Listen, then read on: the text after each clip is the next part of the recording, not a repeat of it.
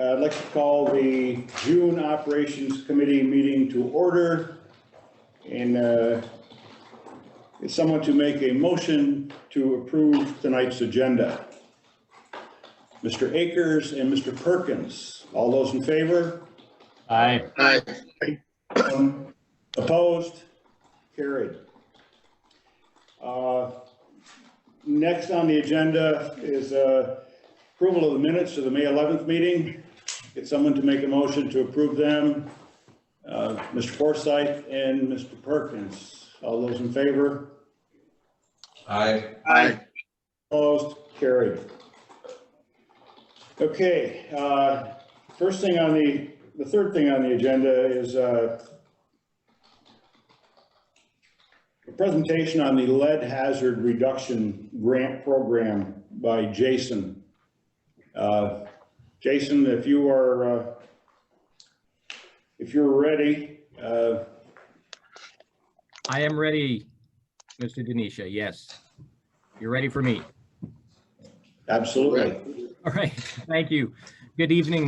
Good evening. And thank you for the opportunity to speak with you about the lead abatement grant program this evening.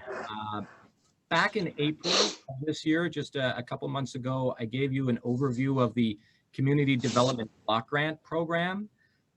This is similar, but quite a bit different from that. The programs do complement each other, but it's really a new and different program to what we're used to working with. We do our CDBG work and now are doing our HUD lead work with our longtime partner, the North Country Housing Council. They're really our program delivery agent, if you will, our boots on the ground entity. And Annette Bowman, the executive director of the North Country Housing Council, is on the Zoom call here. If you do have any questions, Annette, do you want to say just a quick hello, some words now? Sure. Good evening. I'm here to answer any questions if you have any. Okay, thank you, Annette.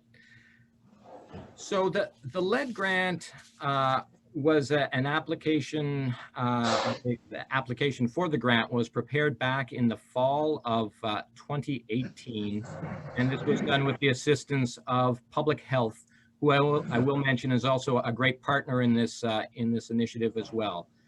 They have been involved from day one with a number of facets of the program. So the contract was awarded in April of the middle of April 15th, 2019, and funds that were allotted to this were $1 million to do lead-based paint abatement, to advertise the program, and to get the word out about the dangers of lead in older homes. There's also a 10% local match requirement, which we made up through in-kind staff contributions, as well as a CDBG fund that we took to meet that match requirement. So this program has presented a number of challenges, and as a result, we are behind in our production numbers. And I think probably the easiest way to show you the actual numbers is just to share a screen. So I think I will do that right now. I believe Dylan has given me the authority to do that. So I'm just going to share a screen that shows the activity by quarter.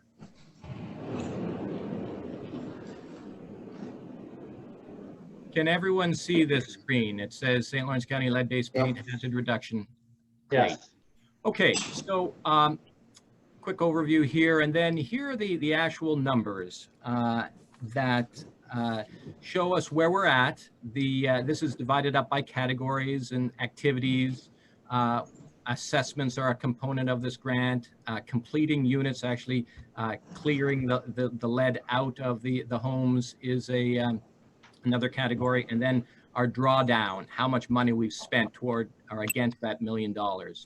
And then you see the benchmarks that are identified by quarter here, ending at the end of each quarter. And the benchmark, what was identified in the original grant application, and then what the actuals were. And we are behind clearly on all of those actuals.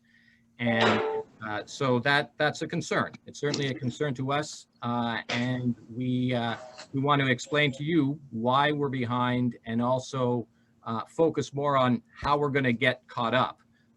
But I think it's important for context just to give you a little bit of background on the challenges that we have faced with this grant, and why we're at where we're at.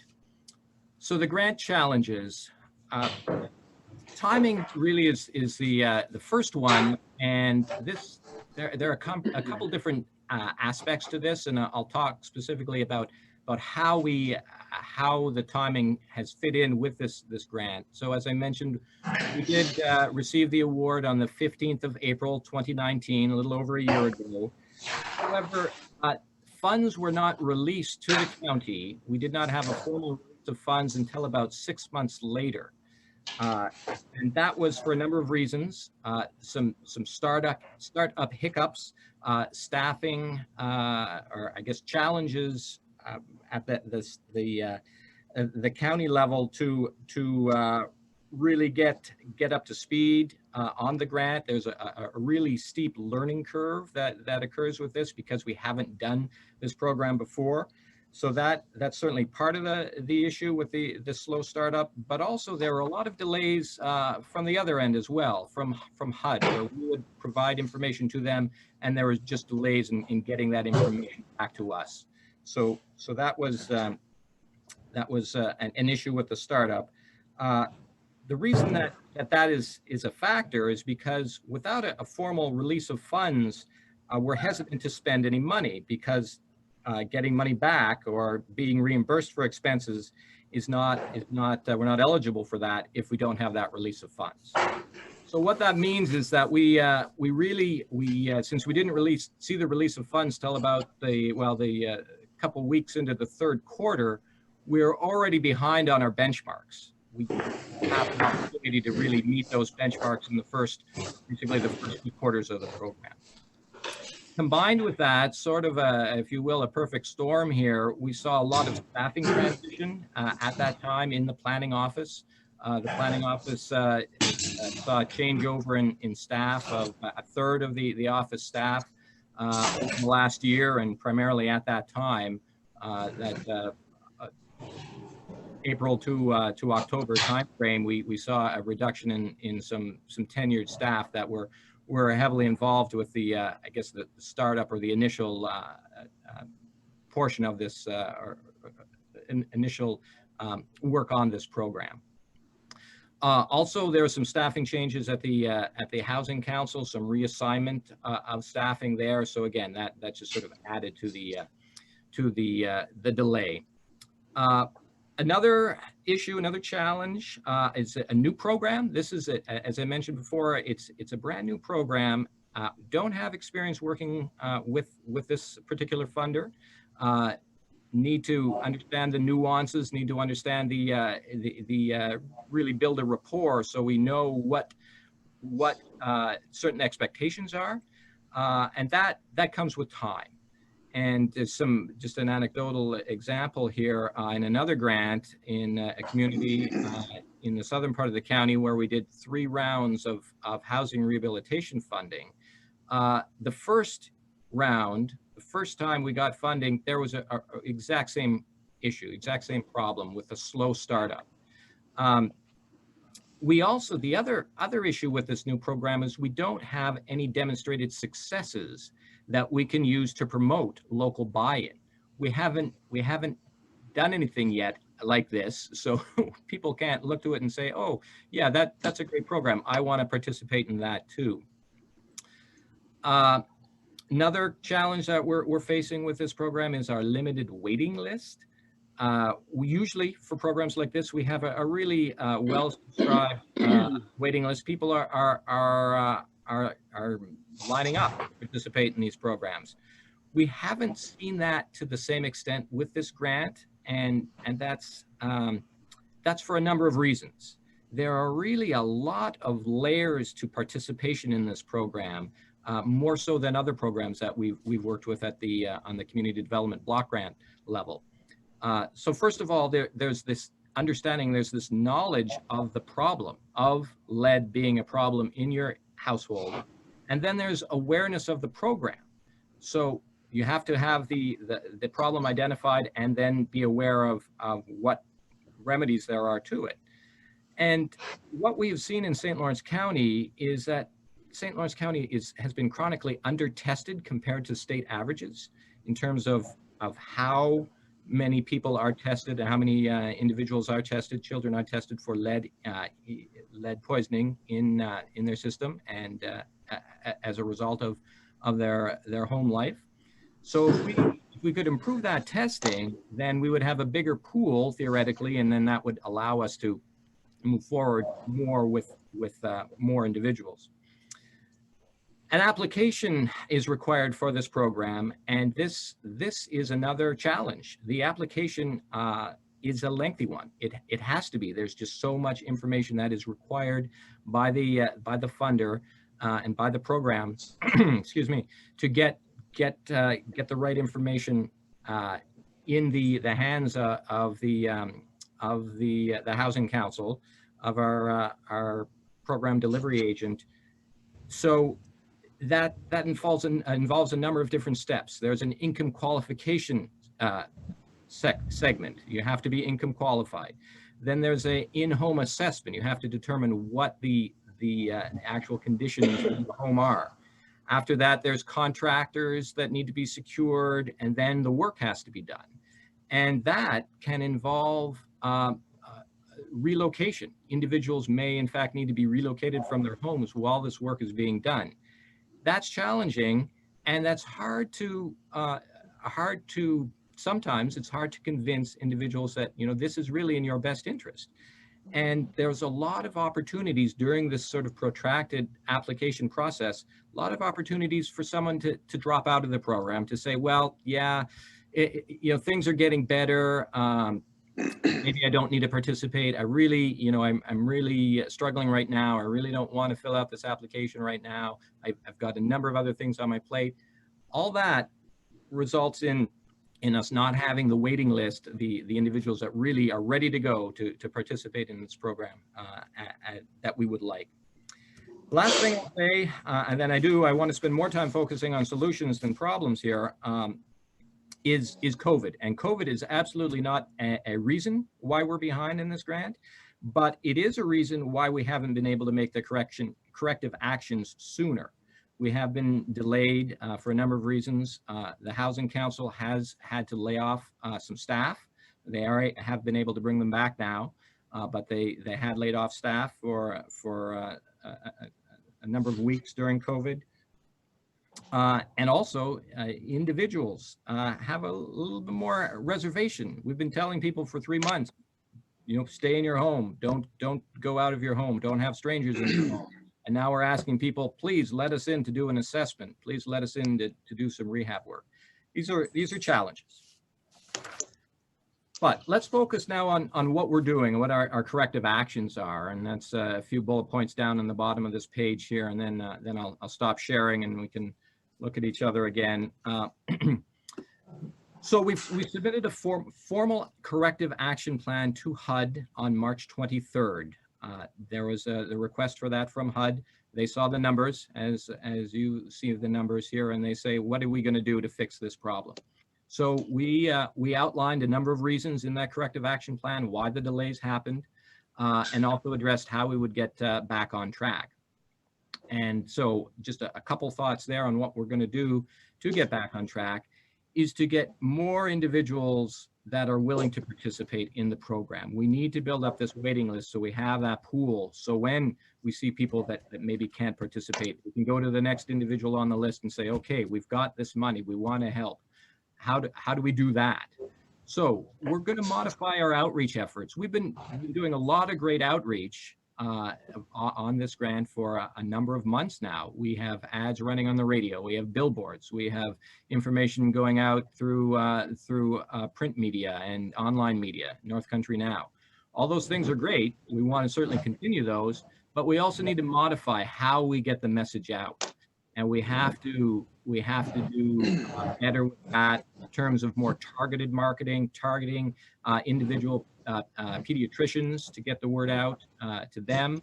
Again, we've talked contacted them before, but again, more of a specific targeted approach is what we want to do to again, get the word out. We also want to work with clients to help them fill out the application form. It's onerous. It's cumbersome. It is not an easy thing to do, and we want to do that more on a one-on-one basis, a personal basis, to really walk people through the program to say, okay, this is what you do here. This is how you fill that out. We want to increase the messaging. I talked a little bit about messaging just before, but increase the messaging about what the program can do for people. It's more than just a cleanup program. We're not just going in and painting. We are actually doing some real renovation and real improvement work to your home. We may be replacing windows. We may be replacing siding. And all those things make it a little more appealing than just a cleaning program to get the lead out of the house. We also want to target our outreach to landlords. Landlords can participate in the program as long as their tenants meet the income guidelines. So we want to make sure that entity out there is fully aware of the program and make sure that we can we'll hope to work with landlords to assist. We've also submitted, and again, constant communication is key here. We've been in constant communication with HUD throughout this process. Quarterly reports have sort of given an update of where we're at and what the challenges were.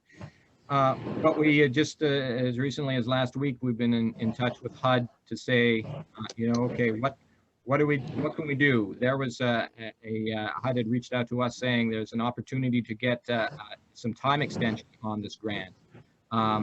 We said, great, if that's how you want to do it, great. They actually came back to us and said a better approach would be to modify the benchmarks. So to look at those numbers that we just looked at and say, okay, instead of having this number required by this quarter, we're going to modify those going forward so they're more realistic and more attainable. So I'm going to stop sharing now and just want to follow up with one last thought.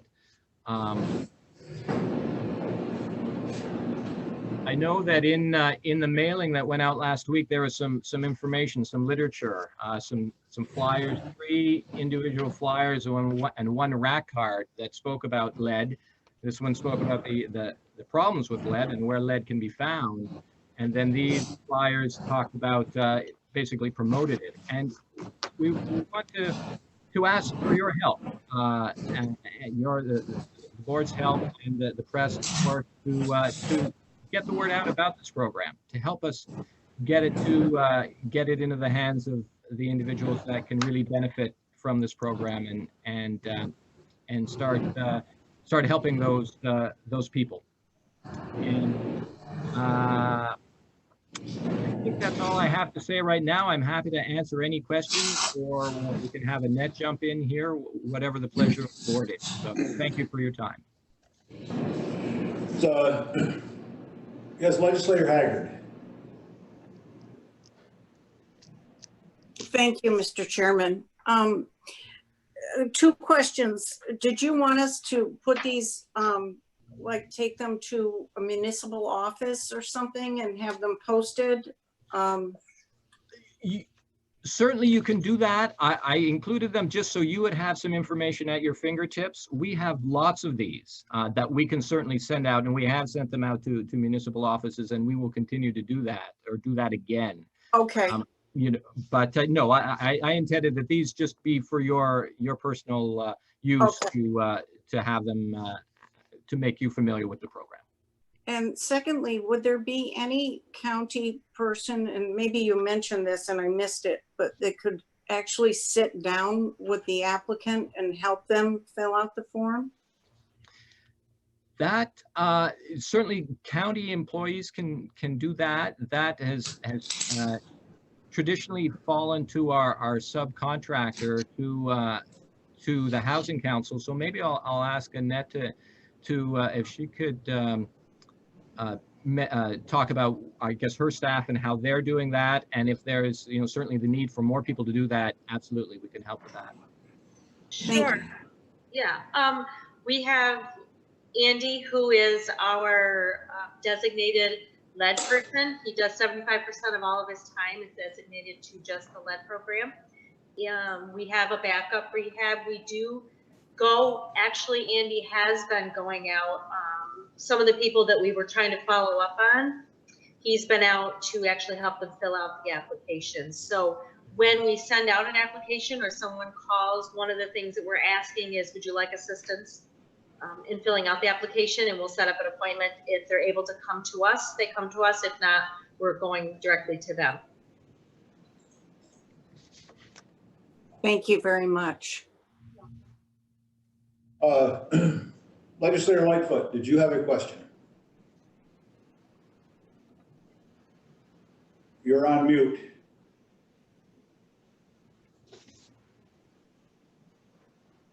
You're on mute.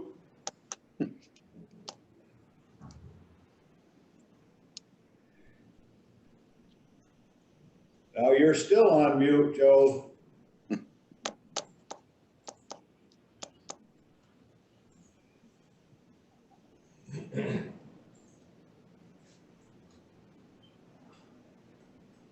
They're working?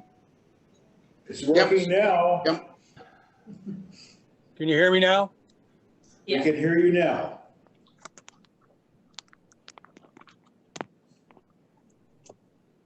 I can't hear, I couldn't hear you. If I did, I had my volume down.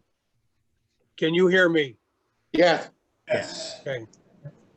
We'll get it straight one way or the other here. Jason, my question was this. Is this or any of the other grants that we have in jeopardy because of the holdups and the issues that have come to light with COVID and the other problems, the lack of public interest or participation? Are any of those grants in jeopardy? That's a good question, Mr. Lightfoot. I would say that obviously the funders want to see production. And right now they are concerned about the production, in particular with this lead grant, and that we need to increase our production or they will look to reprogram those funds. So is it in jeopardy? I would say not immediately, but there is certainly the need to get this program fully subscribed and have these numbers look a little better as we move forward. Now that I will not say COVID is over, but now that we're progressing through the phases where we can bring staff back, where we can actually get contractors working again, that we have to proceed. This does not impact other grants because this is a completely standalone grant with a separate entity of the Department of Housing and Urban Development. So our performance on this grant will not impact our performance on our other community development block grants. Thank you. Welcome. Are there, Mr. Forsyth? Mr. Chairman, just to let you know, I'm having a problem with this thing here as far as the audio is concerned. I've got it up as high as I can get it on my machine here, and I'm barely getting a whisper. So I'm going to try and get it on another piece of equipment. We'll see what happens. Okay, very good. Thank you. Mr. Forsyth. Okay, Jason, thank you. Is there a list of contractors that can handle these procedures, kind of like asbestos abaters? Is it limited? Is there a lot of training involved with contractors? What's the deal with that? Yes, great question. Contractors, there is a special requirement, a special course that contractors need to go through to be eligible to bid on these jobs. Right now in St. Lawrence County, and Annette, correct me if I'm wrong, we have 3 contractors that are able to perform the lead abatement that is required at the level that HUD requires for this program. That's correct. Okay, We have so 3 that completed the certification. Okay, so there's 3 certified. I have seen the advertisements. I've seen the one on 68. You got one just outside Ogdensburg on 68. Am I assuming that the majority of the money has gone to advertising and get it out, the word exposure, because there's only been, what, 1 or 2 of these done, so. Right. To date, we have expended $89,000 and a little over $89,000. One unit has been addressed, and that expense was $20,000. There is a cap of $20,000 Yeah. for this work. I mentioned before about the collaboration between this grant and other grants. Lead and rehab is an expensive proposition. $20,000 is gonna help. Sometimes it's gonna be more than that. That adds to the delay. That adds to the time that it takes, because there's a requirement for us to go back to HUD and say, we've got a project that's gonna exceed your $20,000 cap. So they have to look at it. They have to assess where we're at with that. And so that adds to more time, more complications. But we also have other funds that we can use. We just received an award from the state that we can leverage with these programs. So that's helpful. We hope that will help market the program to say, okay, you've got a house that is in disrepair. You meet all the requirements. You need lead cleaned out of your house. We can spend $20,000 from this grant and $15,000 from another grant and do the whole job and get the house where it needs to be.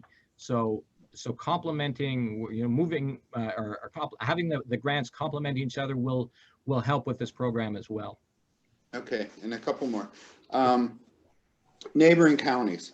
How are other neighboring counties utilizing? Do they have this grant available? And how? Or are we like the Lone Ranger here? We are the Lone Ranger in Northern New York. The next closest recipient is Syracuse. Is where? So, Syracuse? Syracuse, yes. There are a number of grants in New York State. All are in urban settings. Yeah. So that's what I another was challenge. wondering. It's another challenge that we face. Okay.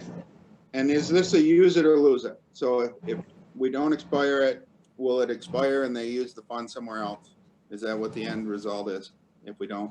Ultimately, yes. They have given us a generous time frame. It is a 42-month program, so we have until I believe October of 2022. Excuse me, February of 2022 to make this happen. To extend these funds. All right. Ms. Haggart made a great point earlier in someone to help with these applications. I remember years ago going in for an economic development loan or looking into an economic development loan, and someone handed me a pack of papers, probably a 1/4 inch thick, and said, yeah, just fill this out. Yeah. And that was the last I looked at that pack of papers. So that's a great point, and I hope there's someone available to help people fill these out because they are cumbersome, without a doubt, and I can imagine this is even more cumbersome. So that to me is a great point. The other thing is why did we apply for, this grant if we really didn't know how to make it work, Yeah, And I know I'm not putting you on the spot, Jay. Yeah, no, But that- why do we do it if we really don't know how to make it work? So, right. enough said. So any other comments or questions? Mr. Akers? Thank you, Mr. Chairman. You mentioned the 3 contractors. Is this all the work that they do, or do they have other side jobs? Jason? They do have other side jobs, and Annette knows them better than I do. So if I could ask her to respond to the workload that the contractors have on their plate. Sure, yeah, we have quite a lengthy list of contractors that work with any one number of our programs. We do have these particular 3 that can bid on these specific jobs, but they are also allowed to bid on other jobs.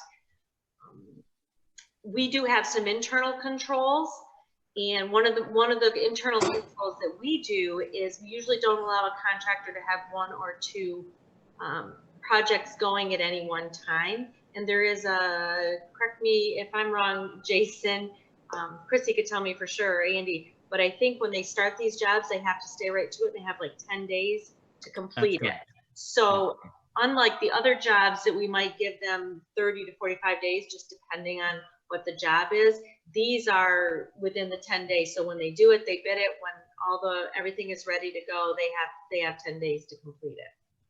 So it's not like you're tying them up for, days. Annette, could you tell me who you work for again?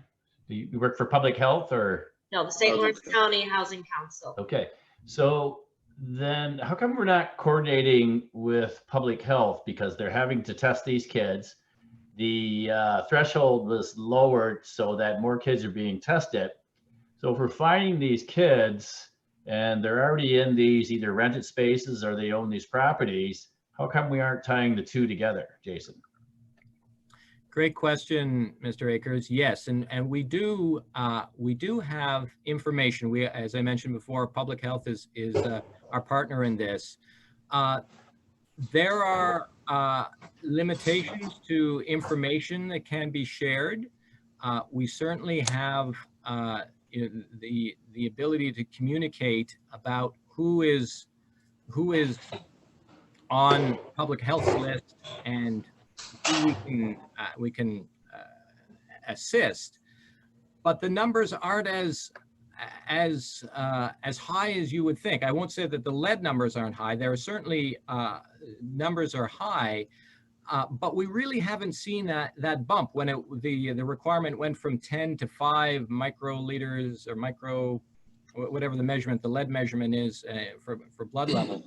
We were expecting a big jump. We were expecting that boost to say, okay, now we're going to have so many more individuals. We have not seen that yet, and that there may just be a lag on that. And so we're hopeful that we will see more individuals, but it's not always just the question of, the people have the problems. The lead problem exists. Now we have to convince them that they should participate in the program. Okay, well, here's the bottom line. You've told us the problems and stuff now and the possible solutions. So you have $1 million to spend.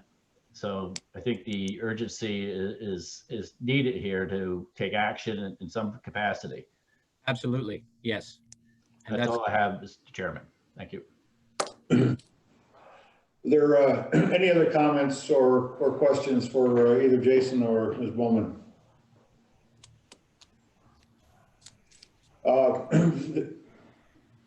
There being none, I guess I would have to ask, we talked about, I think Mr. Forsyth asked about or spoke about the application process being onerous. And Jason, you said that someone from the county could help, but I guess I would almost see that as a duty of the partner agency. So I'm wondering how aggressive the partner agency has been at offering to help people. As with any one of our grants that we do, whenever someone calls and asks about a grant or wants an application, we ask every single person, we'll send this out. Do you want it electronically? Do you want it through the mail? And do you need assistance in filling it out? Or when you get it and take a look at it, if you'd like assistance, you can definitely call us. And right now, especially with the lead, we either go to them. If they're unable to get to us, we go to them. And any applications are being followed up with an additional letter saying, we sent an application out at such and such a time. We haven't heard back from you. If you need assistance in completing the application, please call us and we'll make arrangements to assist you. Okay, thank you. Mr. Forsyth. Just a quick follow-up. I'd just be curious, out of how many applications are requested, how many are received, filled out? If you could, I don't need it now, but if you could provide that, percentage-wise would be fine. I'll bet it's low. I'll bet it's very low. Thank you. Okay. Any closing comments, Jason or Annette? I just want to thank you for the opportunity to bring this up, to understand the process, to allow us to to work on this, to turn it around. That is our absolute goal, that we want to turn this around, and we want to use these funds for the benefit of residents the residents of St. Lawrence County that are struggling with this this lead scourge. It is a problem here, and we want to make it work. Thank you. Thank you. Okay, I guess one of the things that I would ask is that we have another update on this. You know, rather than going 3 months, 4 months down the road, that doesn't have to be long, but just an update at the at next month's operations committee as well. Good idea. Happy to do that. Mr. Akers. Thank you, Mr. Chairman. I want to say with 3 contractors and the maximum is 20,000 and they have 10 days, which is 2 weeks, you need to triple your contractors or exponentially.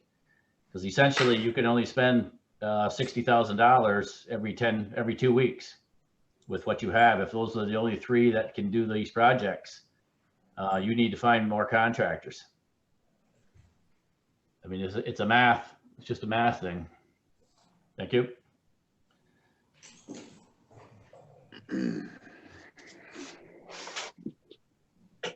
Okay, anyone else?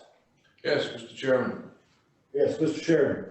Has there been any thought to maybe inserting a helpline number in those packages where they could call someone, perhaps maybe in your department, the planning, or in the public health? And I can't imagine, that there would be that many phone calls streaming in where they would take an awful lot of time from some of the staff that we already may have on board. I think that's a great idea. We could look to add phone numbers. Certainly, absolutely, people are more than welcome to always call this office. And I'm just looking at the literature. It looks like the Housing Council number is the only number on the current literature. But yeah, with new literature, we certainly can add additional numbers for individuals to call. Great. Well, thank you, Jason. Thank you, Annette. Appreciate the update and look forward to the update next month. Welcome. Thank you. Thank you.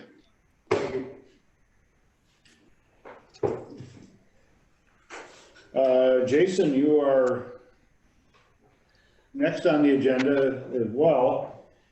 A resolution authorizing the chair to sign an amended contract with the ARC Jefferson St. Lawrence for the operation of the public transit system and modifying the 2020 budget for the planning office. Can I get someone to move this resolution? So moved. Mr. Arquette and Mr. Sheridan. Great, thank you. Yes, this resolution is to authorize the chair to sign an amended contract with the ARC of Jefferson. That's our bus operator for the county's bus system. And the reason for the amendment is that additional funds have become available that were not in the original budget. We're able to secure an additional $32,000 from bus advertising and $146,535 for funding assistance received from the college connector routes. So that's the necessity for this contract. Questions for Jason? There being none, all those in favor? Aye. Aye. Opposed? Carried. Thank you. Thank you, Jason. Thank you.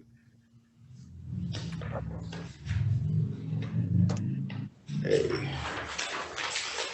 And next on the agenda is emergency services, Matt Denner. Matt, are you still with us? I am. Okay, I don't see you. For some reason, it said that my camera's blocked by the host. Been kicked out of better places, huh? Yeah. We'll leave it at that. We'll leave it at that. That COVID haircut, man. You're not kidding. Oh, I got permission to start the video. There we go. Welcome.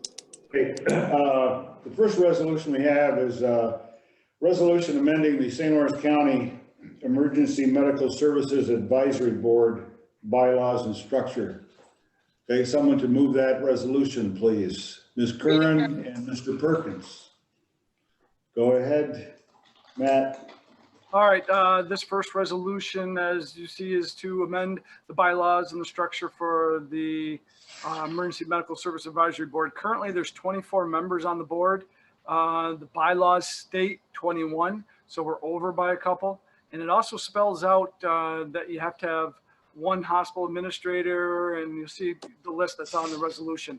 And the new proposal changed it from 21 up to 24, and it changes the structure, having 5 or more of one modality, some like 10 of EMS providers, a third represent of ambulance services. So it gets more people involved in the structures in the EMS field. Okay. Any questions or comments for Matt on this resolution? And this resolution, the resolution did go in front of the EMS advisory board on their last meeting too. Okay, very good. Thanks, Matt.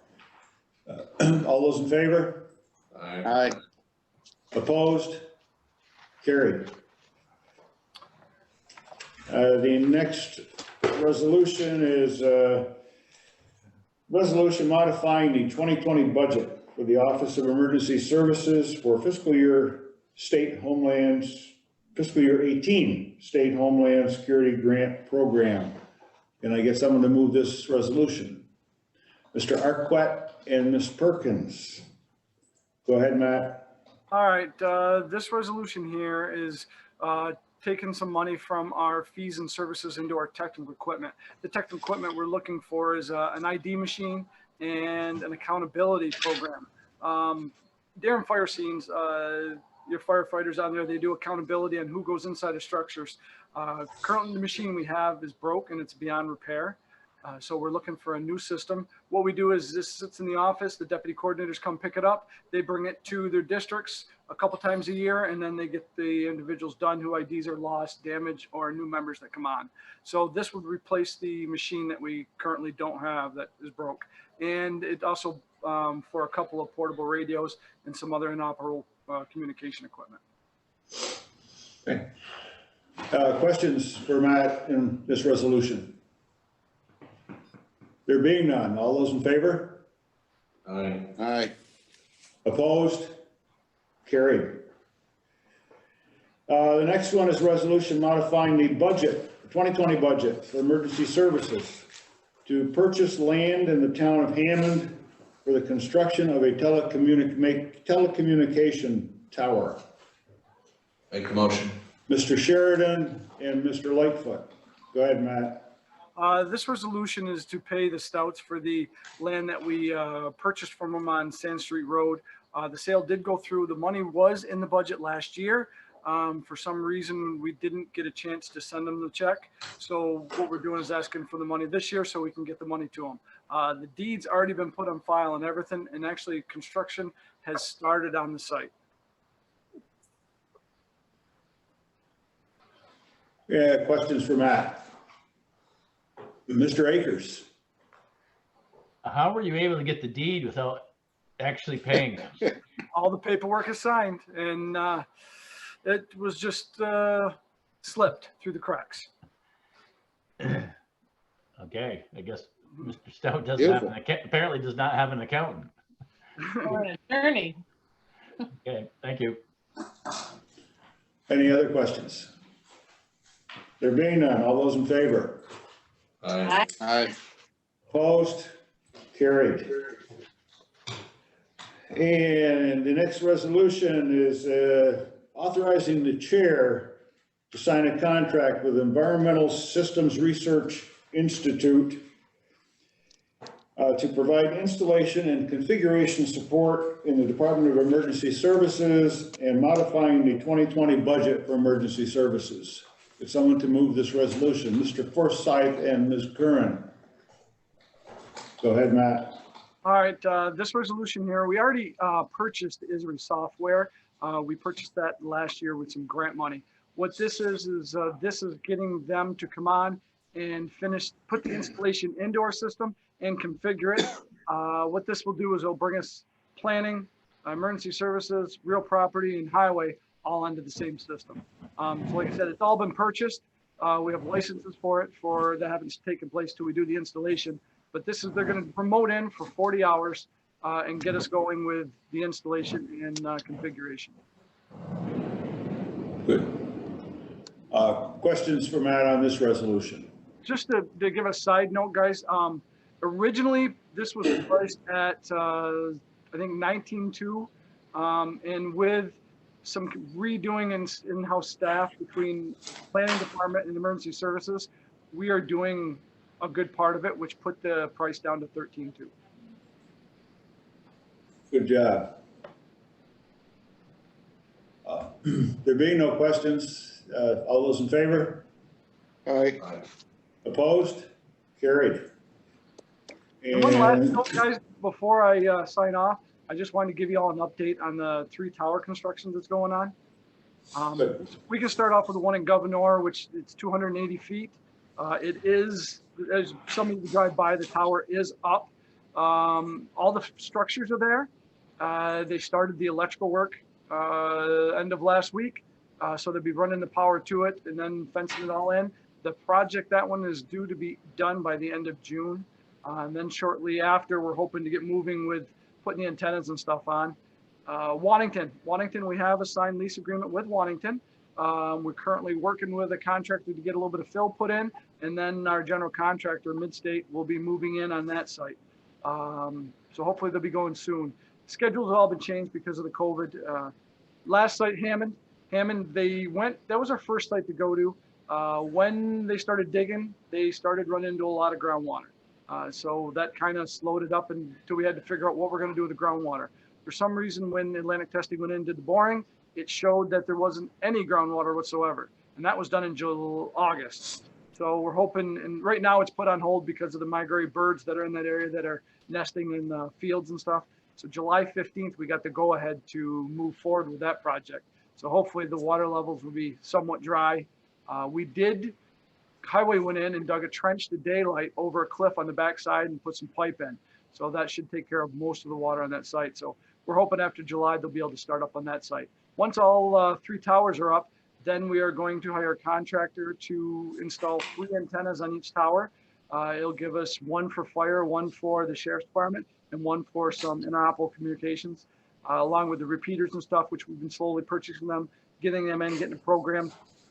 But as soon as we pick one contractor to do the antennas and run the lines down into the building, and Wells will move in and start hooking that stuff up. So hopefully we'll be able to get these sites up and running here soon. great. Are you satisfied with the progress, Matt? The contractor's done an excellent job. He has. Seeing what we've been working through, they've done really well.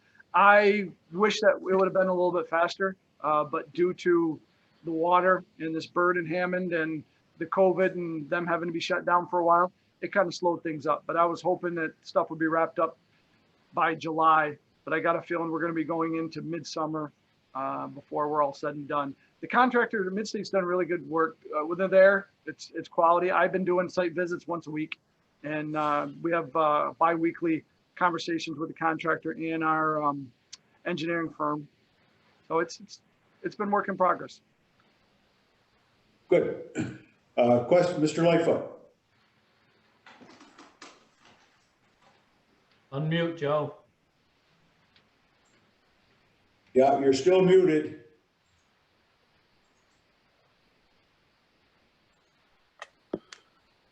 How's that? That's Better. better. Thank you. Matt, is there any interest by any parties that would wish to rent space on any of these towers exhibited yet? It's funny you brought that up. We have had some interest from Verizon already for some tower space. Matter of fact, today there was a big push for some more communication funds for municipalities who are willing to share with vendors of such to help out the communication, because it's kind of killing two birds with one stone. And we all know that the local cell phone vendors are coming out with programs like FirstNet, where they can use the cell phones as two-way radios. So that's all stuff that's coming down and coming out. So there has been a push. Verizon has touched base with us on a few of our sites, and if we're picked for the sites, they're going to let us know. Okay. If I may, Mr. Chairman, Yes, go ahead. is there some industry-wide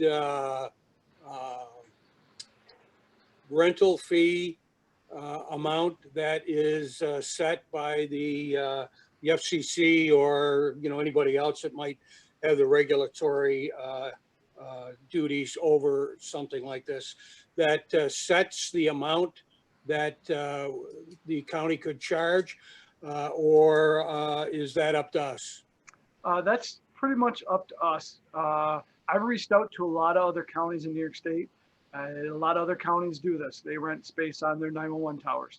And I've kind of getting together some fee structures of what they've been charging and what they've been getting. And, when we move forward, if we move forward with this, we'll kind of have a ballpark range to know what the space is worth. Good. That's the idea. Thank you. Yeah, the county administrator and I have had a couple meetings on this. All right. Anyone else have any questions for Matt on the communication towers or anything else? Thank you, everybody. Thanks. All those in favor? Aye. Opposed? Carried. We didn't need that. Thank you, Matt. Next one is Tim LePage.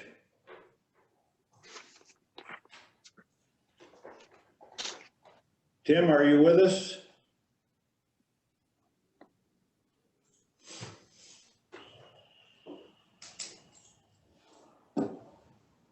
Is he on, Dylan? Tim, can you hear us?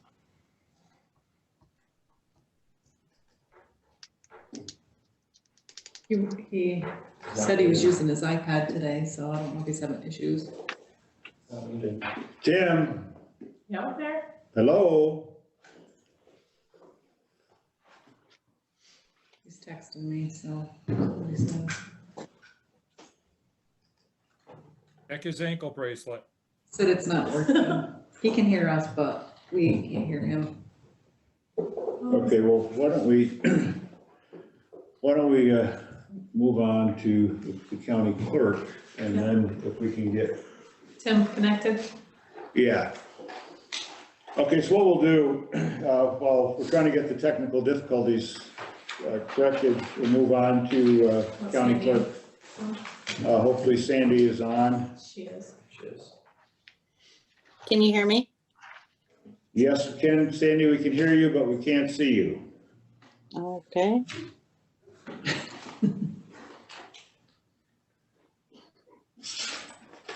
There she is. Okay, now we have you. We have a resolution modifying the 2020 budget for the county clerk's office for postage costs at the Department of Motor Vehicles. Could I get someone to move this resolution? And Ms. Curran and Mr. Perkins. Go ahead, Sandy. So, and because of the pandemic, our postage costs have gone through the roof. We started out in January, and an average month we would send out normally around 300 pieces of mail that we would pay for. In May, we sent out 2,756. We mailed out a lot of license plates, which are close to $5. And we did all this just to be able to keep doing business, obviously with people not being able to come into the offices. So that's why we need to transfer some of the money. Obviously, none of this was planned. Okay, questions for Sandy? Mr. Perkins? Yeah. Sandy, was there not a way to work the cost of postage into the charge for handling fee? Well, to the people that we did get to talk to on the phone, we would ask them to send in a prepaid, postage paid envelope. But there's a lot of people that just use our drop boxes and would just, drop their documents into the Dropbox, and we have no contact information other than mail. Then you're mailing them, asking them to mail you back an envelope. So, and just for the cost, we started out trying to contact people the best we could. We ended up with 2 boxes of work that we didn't send out. And in the end, when people did call us, we could try to get information, but it just kept piling up. So we just mailed it out, and then we continued to do it. Just a follow-up, if I could, Go ahead. because a lot of the local people, was it more the downstate business then that would have? No, it was all local. We would literally get All, a tote of work almost every day in our drop boxes once they went out. okay, because I just knew that in the 2 instances I've used that you had to give a blank check. I just figured you'd add it to the bill and whatever, but okay. Yeah. Okay, no problem. Mr. Perkins? Thank you, Mr. Chairman. My question was answered. Thank you. Okay. Any other questions for Sandy? Mr. Lightfoot?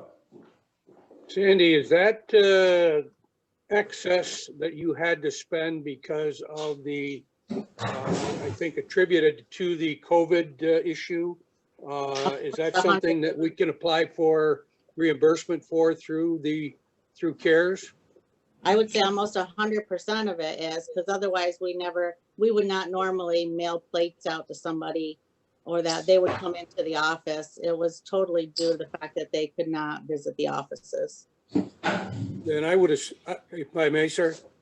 Yes. Okay. I would assume that you've got the documentation that would be needed in order to attempt to get that reimbursement? I do. I would have all of that. All right. Thank you. Good job. Thank you. Any other questions for Sandy on this resolution? All those in favor? Aye. Opposed? Carried. And now Sandy, I believe you're going to give us an update on the DMV. I am. As of tomorrow, we will be open to the public, but by appointment only. Today we started with the phone calls of getting the appointments scheduled. As of right now, we have 513 appointments just for this week. That the 513 phone calls were just for appointments today. We were overwhelmed, which we had expected, with phone calls. So you could add several hundred on top of that just for what we would get on an average day of general questions.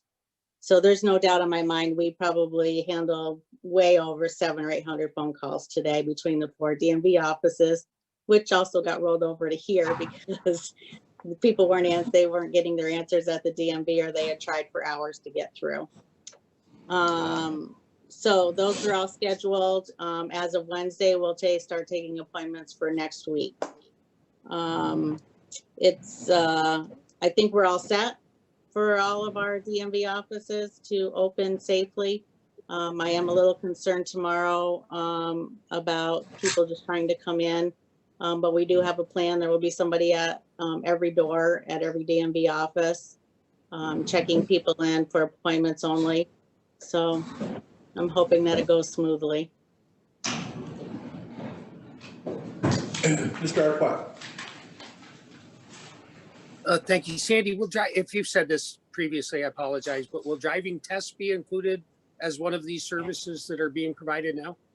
The written part of it will be provided. The state has not given us any information about when the actual driving tests will begin. Okay, thank you. Mm-hmm. Any, yes, Legislator Haggard.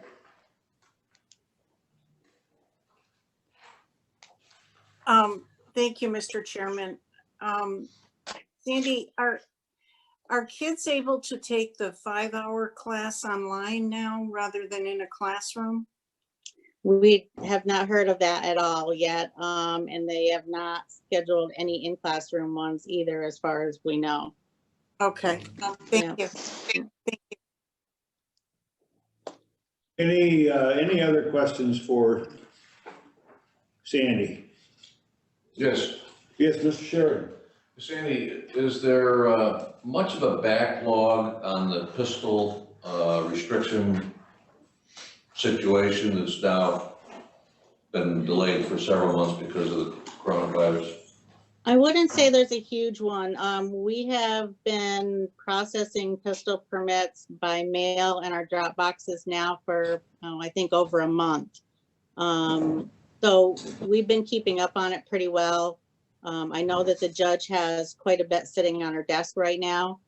When we were actually closed down and the courts were actually closed, she did do a lot and we got a lot out. So we're hoping that there's still not a lot out there that still needs to be done. But our intention right now is to open the clerk's office on Friday. We're starting to take appointments for that. And, you know, today was not really crazy with appointments for the clerk's office, but I haven't really put it out there yet either. So, but I don't think it's going to be terrible. I think we're going to be busy, but we've been trying to keep up with it the best we can. Thank you. Any other questions? Sandy, you've done a good job throughout this thing. So, yeah, keep it up. Thank you. Larry, Tim is set now. Tim is back? Yes. Okay, so we will, technical difficulties have been solved. So now we'll go on to Tim in the resolution proclaiming July 19th through 25 as Probation, Parole, and Community Supervision Week. Could I get someone to move this resolution? Mr. Burke and Mr. Reagan. Go ahead, Tim. Hi, everybody. Sorry about that. I thought I had it working. I had a meeting on it today and it worked, and then got it home and it's not working again. So this resolution to recognize the dedication of men and women of probation, parole, and other community supervision agencies. It's the week of the 9th to the 25th in July. We're hoping to do a project again this year, but we've got to kind of modify it a little bit for the social distancing. Pick like we normally do. Again, we're going to have to follow the guidelines, but it'll be a great. Okay, you're breaking up a little bit, Tim. Does anyone have any questions or comments on the resolution that Tim has offered? There being none, all those in favor? Aye. Aye. Aye. Opposed? Carried. Thank you, Tim. Thanks.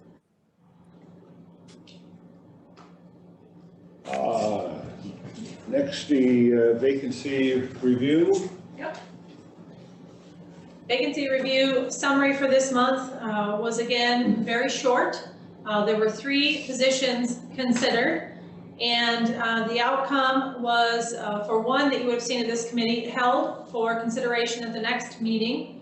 One that you will hear next from the sheriff is an abolish and create.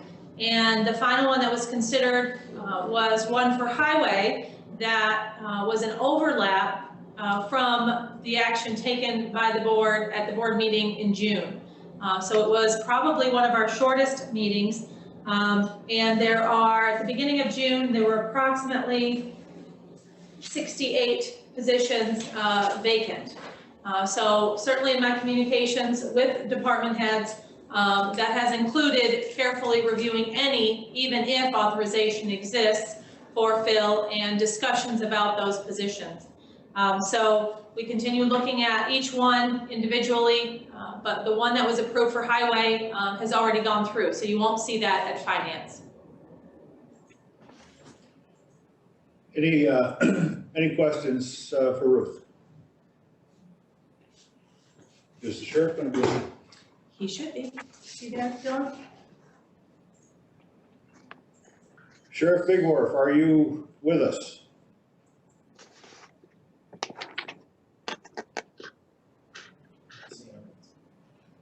You do or you don't? You don't have him? I can speak to it. Okay. If you'd like. Great. So with regard to the summary, the position that is on your agenda for this evening, the sheriff has brought forward a vacancy as a result of the underfill, which was the head cook position. Some of you may recall a few years ago that position was filled with the transfer in the responsibilities of the head cook to some of the members of administration with regard to scheduling and ordering, in an effort to determine if in fact they could reduce that position and have 4 cooks rather than have a supervisor associated with that level of responsibility. And in looking at this position and consideration for filling it, the sheriff talked with the jail administrators and came back requesting that the official action take place to reduce the head cook to an additional cook position. So that's what's in front of you. It's very difficult to fill the schedule with the limited staff that are hired at this point. And the salary associated with this position is tied to the agreement that was expired for Council 82 in 2017. And so those wages are of that contract.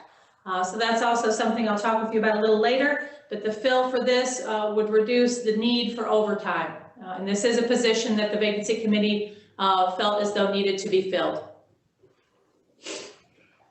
Mr. Akers. Thank you, Mr. Chairman. So I believe that these positions that we had basically about 160 to 170 inmates. So the last report that I remember hearing, we're down to 48. Why would we need to fill this position at all? I believe the numbers, and I don't have today's numbers, certainly the sheriff can provide that to us, are nearing 70 now. And I don't know necessarily that it is the volume of meals, but it's covering the schedule for 3 meals a day, 7 days a week. I can certainly ask him that question, but I believe that filling the schedule with the remaining positions that are filled at this time will cause overtime to cover the shifts. Okay, thank you. Mr. Forsythe. Ruth, do you know if we're still utilizing those pre-cooked or pre-packaged meals? Are we still using those? The cook chill? I forget the name of them, but yeah. I do believe that they still utilize those in some areas. I don't think it ever became the success that was, I think, at least intended at the onset. I think they do in areas of bulk purchases. They do try to use those. I know that the Office for the Aging does as well. Okay. No, that's fine. Any other questions for Ruth? Okay, we'll move on to committee reports. The first one on the list is Ag and Farmland Protection Board, and I have no update. Next one up is Alternatives to Incarceration Board, Mr. Burke. There's no update on that either, Larry. We haven't had a meeting. Okay. Thank you, John. Okay, we still do not have anyone for Board of Trustees. Emergency Medical Services Advisory Board, Ms. Curran.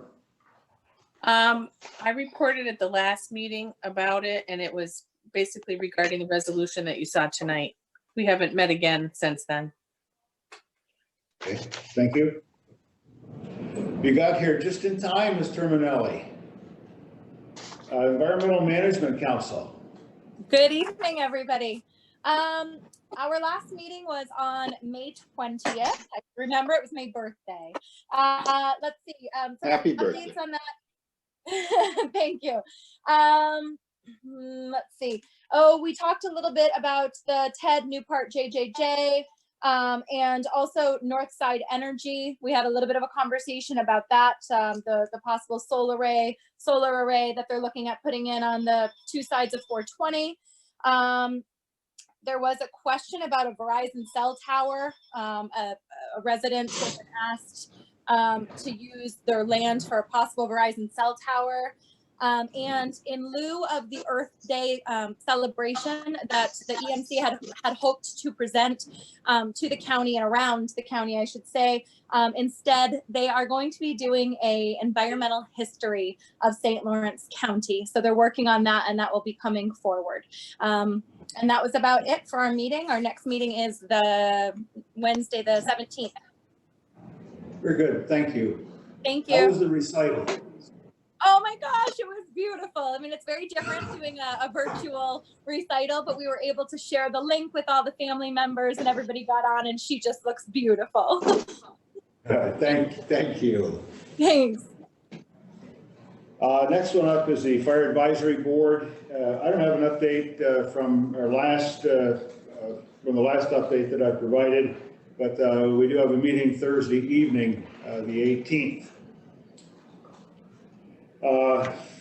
Intercounty, we still don't have anyone there. Jury Board, Mr. Sheridan. Mr. Chairman, we have not met. Okay, thank you. And Planning Board, Mr. Fay. Last Thursday night, we had Planning Board met. We were fairly busy. The meeting lasted about 3 hours. We reviewed 6 projects. I don't want to keep you here for 3 hours, but I'll just mention 4 of them for you that I think you'd like to hear about. We reviewed a project for the brewery on Water Street in Messina. Some problems they may be having with parking. In Messina, we also reviewed soy processing center that will be on basically an industrial district on Roosevelt Road, which is right on the edge of Franklin County. And we reviewed a solar array in this town of Stockholm off Route 11 on, not sure, I think it was the Baskin Road or Dead End Road. It's right off Route 11. And the last one that I'm going to talk about is another brewery in Louisville on Route 37, almost to the edge of Waddington. So all of them basically, I think, are job involved. That's a good sign that I talked about. And I guess since the pandemic, we've got 2 breweries coming, so we're getting ready for people who want to drink. Good. Thank you, Dan. On to old and new business. Does anyone have any old business to come before the committee this evening?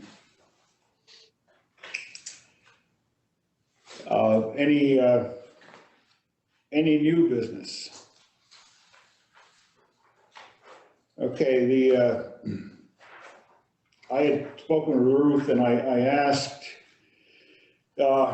we talked a few months back, actually a couple months back, I guess, about tax relief and, you know, with the COVID and people having the ability or inability to pay their taxes on time. Talked about penalties, fees, and I noticed in the paper the other day that I believe it was the town of Messina, I believe it was the town, perhaps the village, they are going to, they're not going to assess any fees or penalties on late payments, I think, through the 22nd of July. So in the interest of bringing back the topic that we talked about a couple months ago, I thought it was pertinent to bring that up this evening to see if there was any, what the thought of the board was for following Messina's lead. Bruce, would you?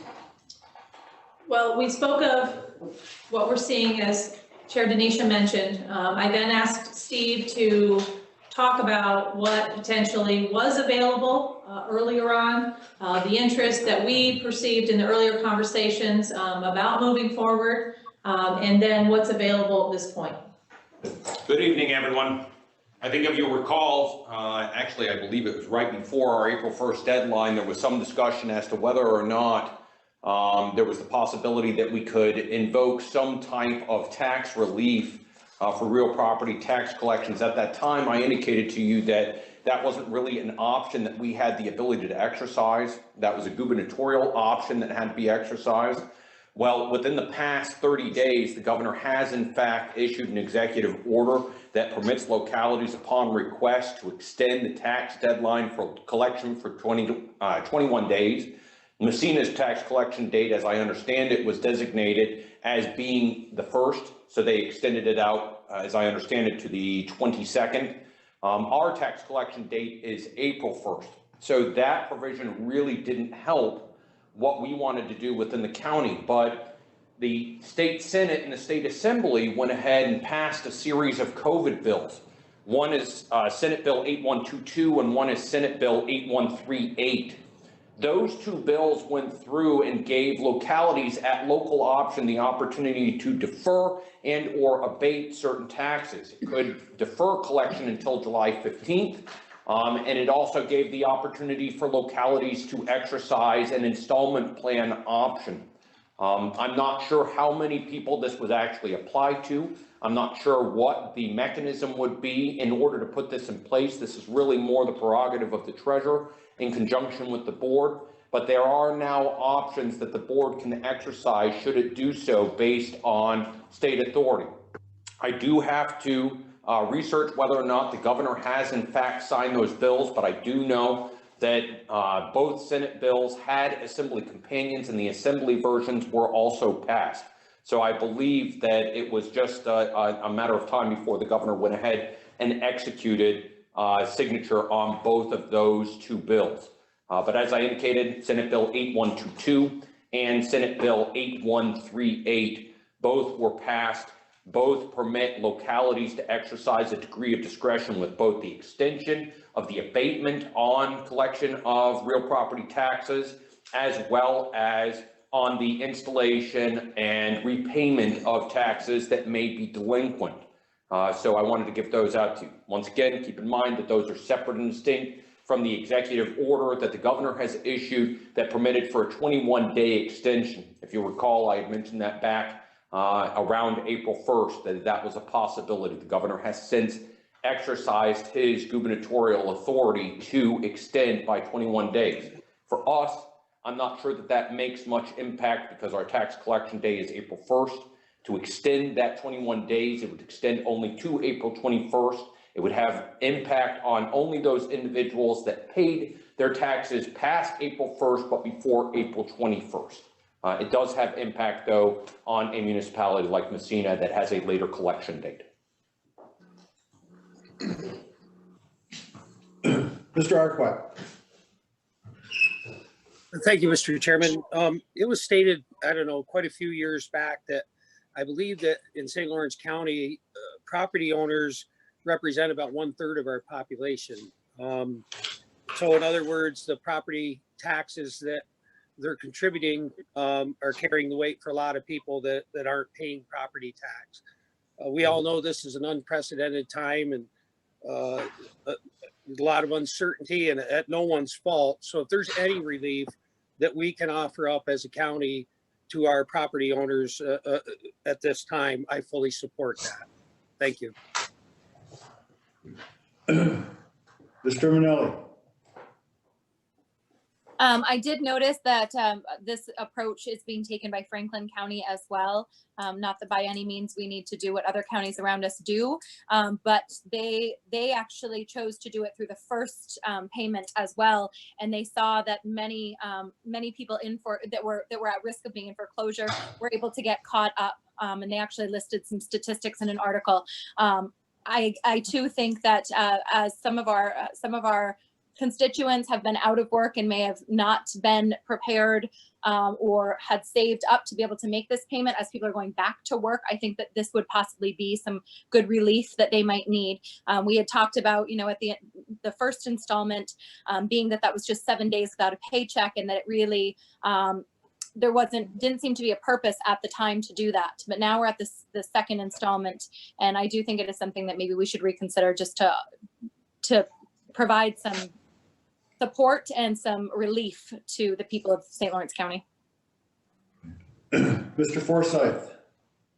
Oh, I didn't have my hand up, but I guess I'll respond. Do we have an idea how many people would be affected by this? Any idea? We can find that number out.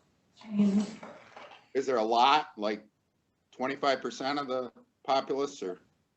I do not believe so. We can certainly provide that number to you. Mr. I know what Forsyth, the insurance, I hate to mention insurance because Tony gets upset, but the insurance industry is doing it based on hardship, okay? So people have to prove some sort of hardship. Yeah, there were a lot of people that probably were out of work, but there was some of those people that got an extra $600 a week from federal unemployment. So if there's a true hardship, I would consider it. But if it's just an inconvenience, then I have no interest myself. Thank you. Mr. Akers.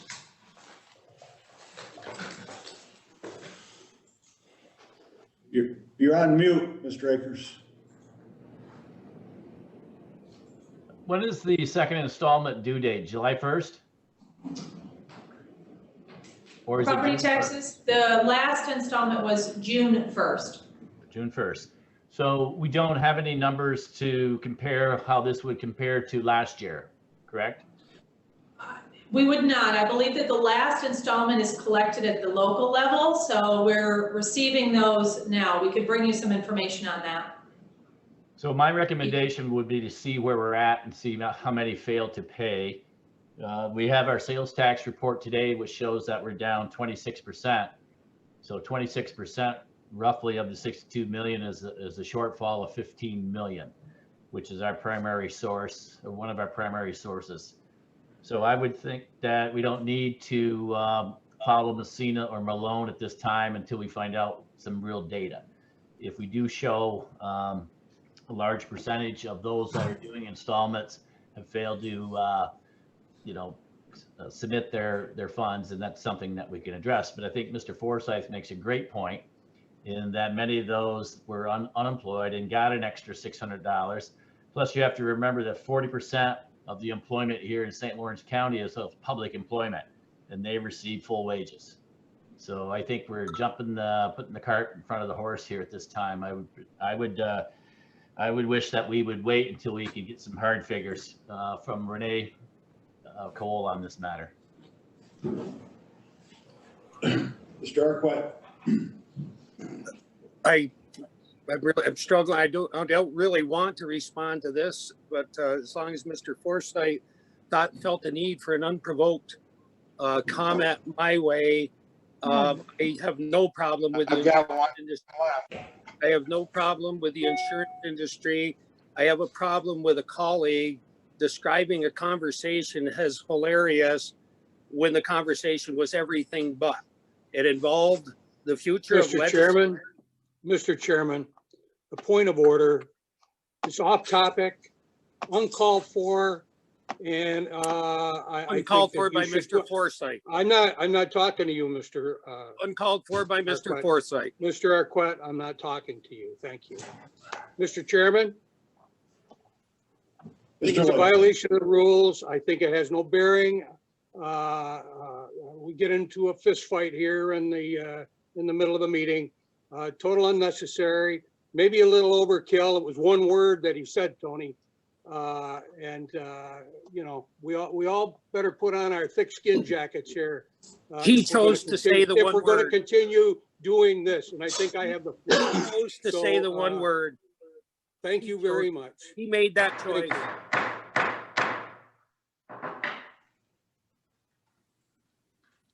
I have Mr. nothing Manelli. further, Mr. Chairman.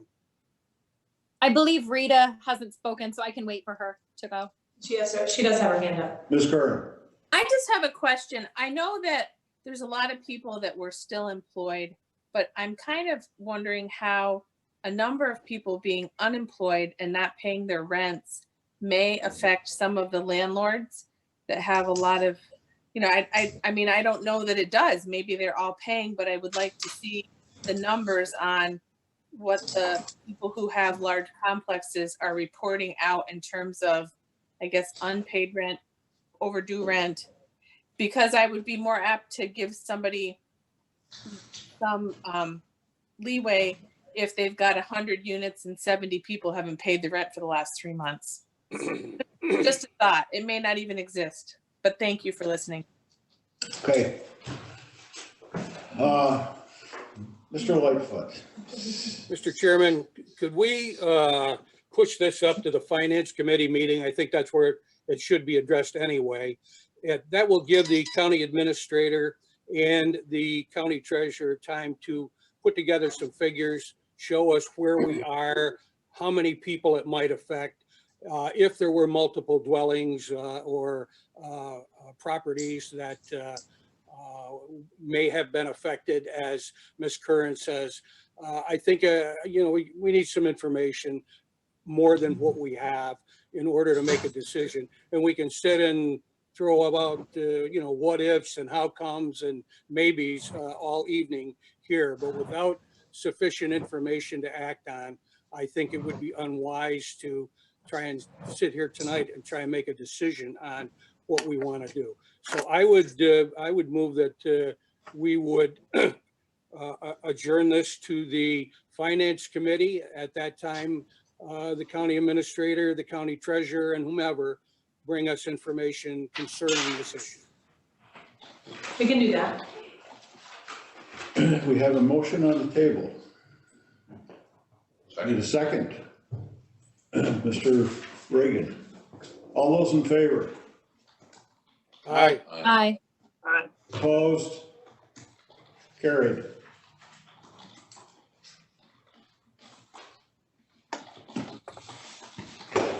Do we have a need for At the next executive meeting. session? At the next Mr. meeting. Manelli has it. Oh, Mr. Manelli, Consideration. I'm sorry.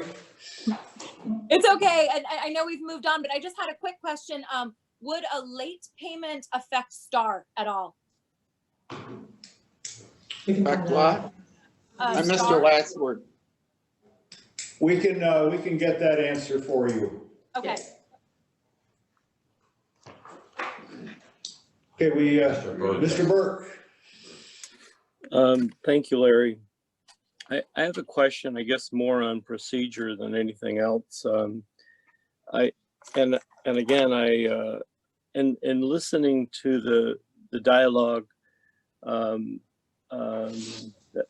Tony had the floor, if I'm not mistaken, and was then cut off. I'm wondering if our parliamentarian can help me out understanding what the protocol is. I don't think Tony relinquished the floor.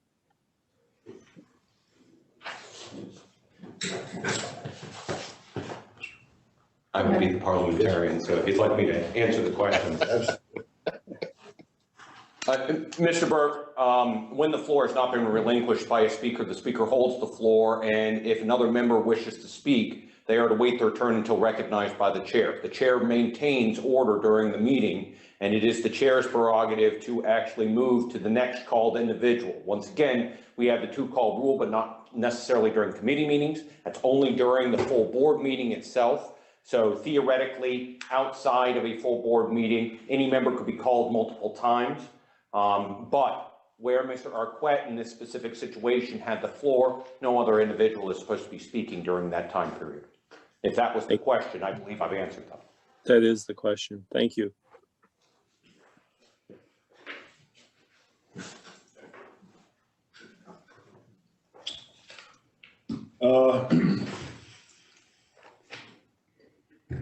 That's it. We're adjourned. Chair. Dr. Williams will not be joining us. Okay. Stay on. Thank you. Stay here. Thank you.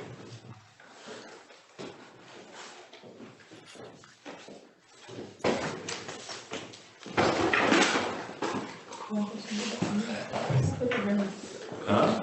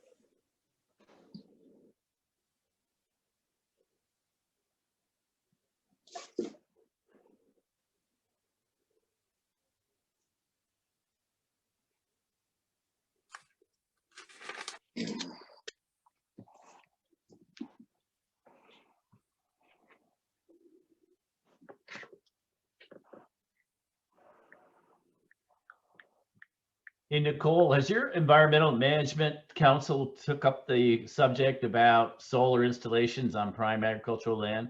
Have you folks discussed that? I actually brought it up to them at our last meeting, just letting them know about the resolutions that we had put forth as far as having the Ag and Farmland and planning boards provide recommendations about solar projects that might be going in. But yeah, there was some conversation about the very many projects that may be coming through, and I did bring up the concern that those projects would take possible agriculture arable land suitable for farming, and that we had other options. Yeah, they didn't propose any action or anything? No, they didn't at this meeting. It was our first meeting in, we had skipped meetings since COVID. This was our first meeting and it was a phone meeting. So there was, people weren't muted. There was a lot of background noise. So our next meeting on Wednesday is a Zoom meeting. So I can let you know if things are brought up on that. Yes. I was hoping for like signs on the corner, protest signs. I'll put the bug in their ear. Food versus solar.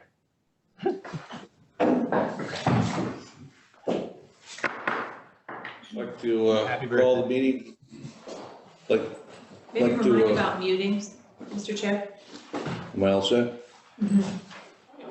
I'd like to call the June committee meeting to order. Is there a motion to approve the agenda? Ms. Kern, is there a second? Ms. Terminelli?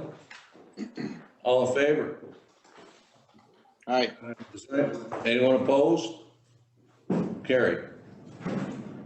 Now we ask for a motion to approve the May 2021 minutes. And we get the motion from Mr. Burke, seconded by Rita Kern. Any discussion? All in favor? Carried. Next, we have COVID virus report by Dana. Dana is going to go tonight, but Dr. Williams will not be with us tonight. That's right, Dan's here. Go ahead, Dana. Hi, everyone. Can you hear me? Yep. Yes. Yes, okay. So I just wanted to give an update on our cases. We currently have 214. During the last month, in about 28 days, we've had 14 new cases. So that's about a half a case each day that we've been seeing in the last month. We've had 205 go through the isolation process. We have one who is currently in the hospital. And we have tested over 14,000 people. And so with the reduction in cases that we've seen, we still continue to do more testing. So that is a good sign that the infection rate here in our county has been low. We've had over 1,600 people go through the quarantine or the isolation process, which means we've made contact with these people on a daily basis through the texting app or by just giving them just a call. Case has been down. We've been working more on the education and consulting of the community with the reopening and the phases. We've been getting a lot of calls for what's been allowed, what's not. And just today, we started a new work group to do a mask wearing campaign. And so if I can share my screen, I was just going to show you something that we started in our department. So we made this template that says, I wear a mask to protect, and people in our department kind of just made a completion of that sentence, and we shared that with the work group. What we plan to do is bring this template out to the businesses, to individuals, and spread it around the community, because as you know, wearing a mask will be around for quite a while. And we don't want it to be something that becomes kind of just a negative thing, but really it's to protect those around us and to respect those around us just as well. So you should be seeing this template. We hope to share it with the businesses and then post it to Facebook. We may do a billboard, and so we're just kind of working on that. So if you have any feedback or ideas for this work group, we would just gladly take those. And working with the schools still with the graduations, and then, just today there was new guidance that was provided. As you may know, starting June 26th, the in-person ceremonies can be done, and more detail to that guidance was just shown for this afternoon. So I did give that guidance to the schools, and we are in contact with them just on a regular basis. So that's really the update I have from our department. And if I can take any questions, I would gladly do so. Ms. Dana, I missed the hospitalization number. What was that? You didn't, I think you didn't. We currently have one person in the hospital. One. Yes. Thank you. Tony, go ahead. Tony Arkwood. We can't hear you, Tony. Thanks, Dana. Hey, Dana, the last time that we met, you described the cases since May 18th as asymptomatic, and they were discovered for the most part in pre-op. Since we met the last time and the cases we have since then, are they following suit? So actually, right when that guidance was just given that if you're going to have one of the elective surgeries, we saw some of those, and since then that has not been something we've seen. I would say what we're seeing with some of the cases now, because the nursing home staff has to be tested twice a week, we're seeing some strange results. So we've had some positive tests on some of the staff members that actually the lab itself went and did a reanalysis of the same swab, and it came back to be negative. And so we heard from the state that that is actually just a negative test. And so that took a few days for that to happen. I don't know what made them go and do the reanalysis, but that is not something we've seen just before. So I actually was just on the phone with the state, and that has happened like throughout the state. And so we did have to send a rescind order to the individual and their contacts because they were no longer just a positive. There is also just some of the confusion with the testing at the nursing home. So while they don't have to test anymore twice a week, the executive order is now just for once a week. But if you are positive, you're required to isolate for 14 days. And during that time period, you must get another test. And before you can return back to work, you have to have one of the negative test results. And so there has been some talk if that just 3 or 4 days later, your test result changes, then that must have been a false positive. In that case, that is not true. Once you are just a positive case, the state does consider you to be just a positive. You have to do the isolation for the 14 days if you're a nursing home staff member. And then you do have to retest. So if during that 14 days you do have a negative test result, you still have to continue with the isolation. So we're trying to deal with that because some of the, in the community, this has been hard just to understand. And so we're trying just to clarify that. Thank you very much. Ms. Haggard. Oh, thank you very much, Mr. Chair.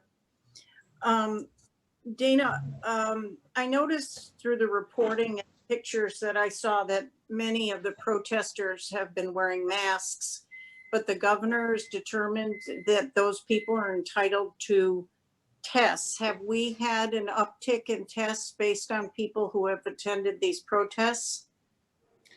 That's a good question, and I'm not sure if we can tease that out because with so much more of this at the same time doing the increased testing of the hairstylists, of all the essential workers, and more testing just of the nursing home staff, it would be very difficult to tell who was testing. I'm not sure if the hospital would know. That's hard. I don't know the answer to that. Also, I like your poster thing because it seems like a matter of educating people why it's important to wear masks. It's not about them, it's about other people. So thank you for that. Sure. Good point. Mr. Burke. Dana, I apologize if you've already reported on this, but did you give an update on the antibody testing? I did not. I am not sure how much of that testing is being done. That would be a question for the hospital systems. I do know that there's less of it being done as when it first came about, because unless you have a concern on whether you had the symptoms and whether you were positive at some point, we're not as sure that if you have the antibodies, if you're still not going to be susceptible to a reinfection. So it's still the PCR or the swab test that tells us if you're currently positive, which is really what we want to know so that we can try to isolate and do quarantine to break the cycle. Follow up. Yes, Mr. Burke. Dana, do you see any change in that direction? I mean, we hear of people who had symptoms that they thought may have been COVID, and I guess would like to know for their own peace of mind. Is that, it sounds like that may be a low priority? I think there's still not enough research that really tells us what the interpretation of those tests mean. I think that's really what it is. And so we're still trying to gain more information of what that kind of tells us. I know that with like the grocery store testing that they've been doing around the state to get a random sample, and what the St. Lawrence Health Systems here did by calling some of their random patients, they wanted to test people because it really helps us just to say what the infection rate is here in the county.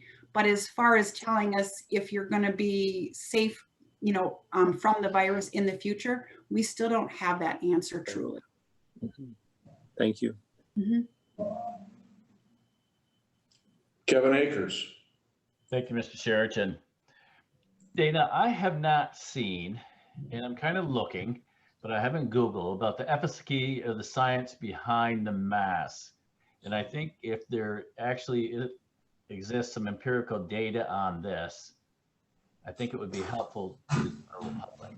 Is there something, have you come across anything? I mean, we've been promoting it, but certainly with everything that's been going on in the country in the last few weeks here, I think that some of that data, if it does actually exist, would be helpful. Does such data actually exist?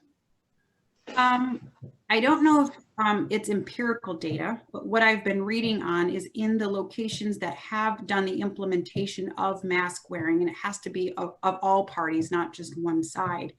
There has been up to a 90% decrease in the cases. And so it really does kind of depend on what the material is made of and how kind of thick it is. But what it really does is stops just the droplets from, kind of spreading. And so that kind of way of the spread has been the priority route that they have kind of found out. So if that can't occur, if that can't kind of happen, then we can't have just as many cases. So as far as being, hard data, no, but there's been several studies that just shows how kind of quickly they could decrease the case rate if they could get all people to wear a mask. Well, it'd be nice to have some peer-reviewed empirical data, because I think what people are, I mean, they've seen the protests. Last month there, Dr. Williams said, something about, let's not make this political, which I was going to question on it, but I didn't really want to prolong the discussion.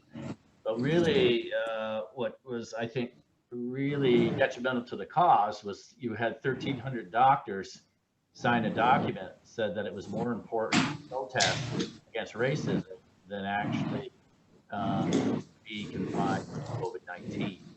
So I think the general public is looking at this and saying, we can do this on the streets, but we can't go to church, or we're limited to 25. And so I wish that you could answer that. I did not recognize anybody from the North Country on there. Primarily from the city area. Yeah, the epicenter of the world here practically for this COVID-19. You're all saying those things. I'm going to a blood drive this Friday, and they're actually basically offering you a test to see if you've had it.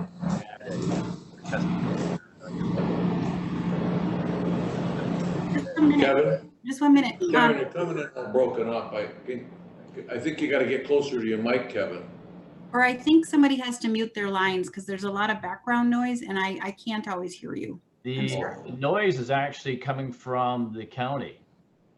Sounds like it's a vacuum cleaner. Yeah, so it sounds like heavy breathing here with like a COVID mask on. But it's coming from, while other people were speaking, it's coming from the boardroom was actually lighting up, like the noise was coming from you. So I don't know where you're coming in loud and clear now, Kevin. So keep doing what you're doing. Okay, Dana, you had a question. I didn't hear your question. Maybe you didn't hear all of me, or. That's what I was trying to tell you. Is that I was having a hard time. So if you could start back at the blood drive. Basically, they're offering the results of your blood test to find out if you've actually had it, like you have acquired immunity or whatever.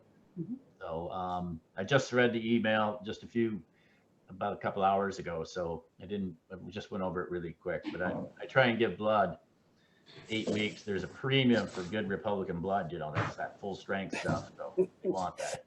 Especially if it's O positive, Kevin, yeah. That's all, Mr. Sheridan, sorry, I diverted. Okay, it's happened before. It'll probably happen again. Any other questions? Yes, go ahead, Mr. Forsyth. Dan, it's just a quick question. It's, I think after this is all said and done and it's over with, there's going to be a lot of regrets from different people wishing they'd done this and wishing they'd done that. At this point, do you have any regrets? Wish you'd done anything differently? That's hard to say because the guidance has changed almost on a daily basis. So we just try to move as quickly as we can. I guess the only thing I wish that could be different is we'd know more ahead of time so that we could provide that guidance a little sooner. But I think that's where we're all working from. So it's been a challenge. Yeah. Okay. Nothing. Any further questions? Thank you very much, Dana. Okay, you're doing a good job. Thank you. Now, Dana, while you're there, we'll have you discuss the next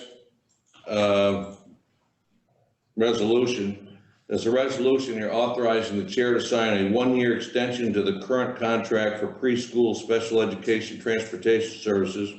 Is there a motion? Ms. Kern makes the motion, second by Dan Fay. Go ahead, Dana. Okay, well, so due to the COVID response, we were not able to get an RFP out. The current contract we have with First Student will be expiring at the end of June. And we would like to do a one-year extension just to continue the service we have so that we can do a full RFP after this year. We are not sure what's the school, what the school year is going to look like, but should we have to provide those services, we want to make sure that we have some transportation in place. Any discussion? No discussion? All in favor? Aye. Opposed? Carried.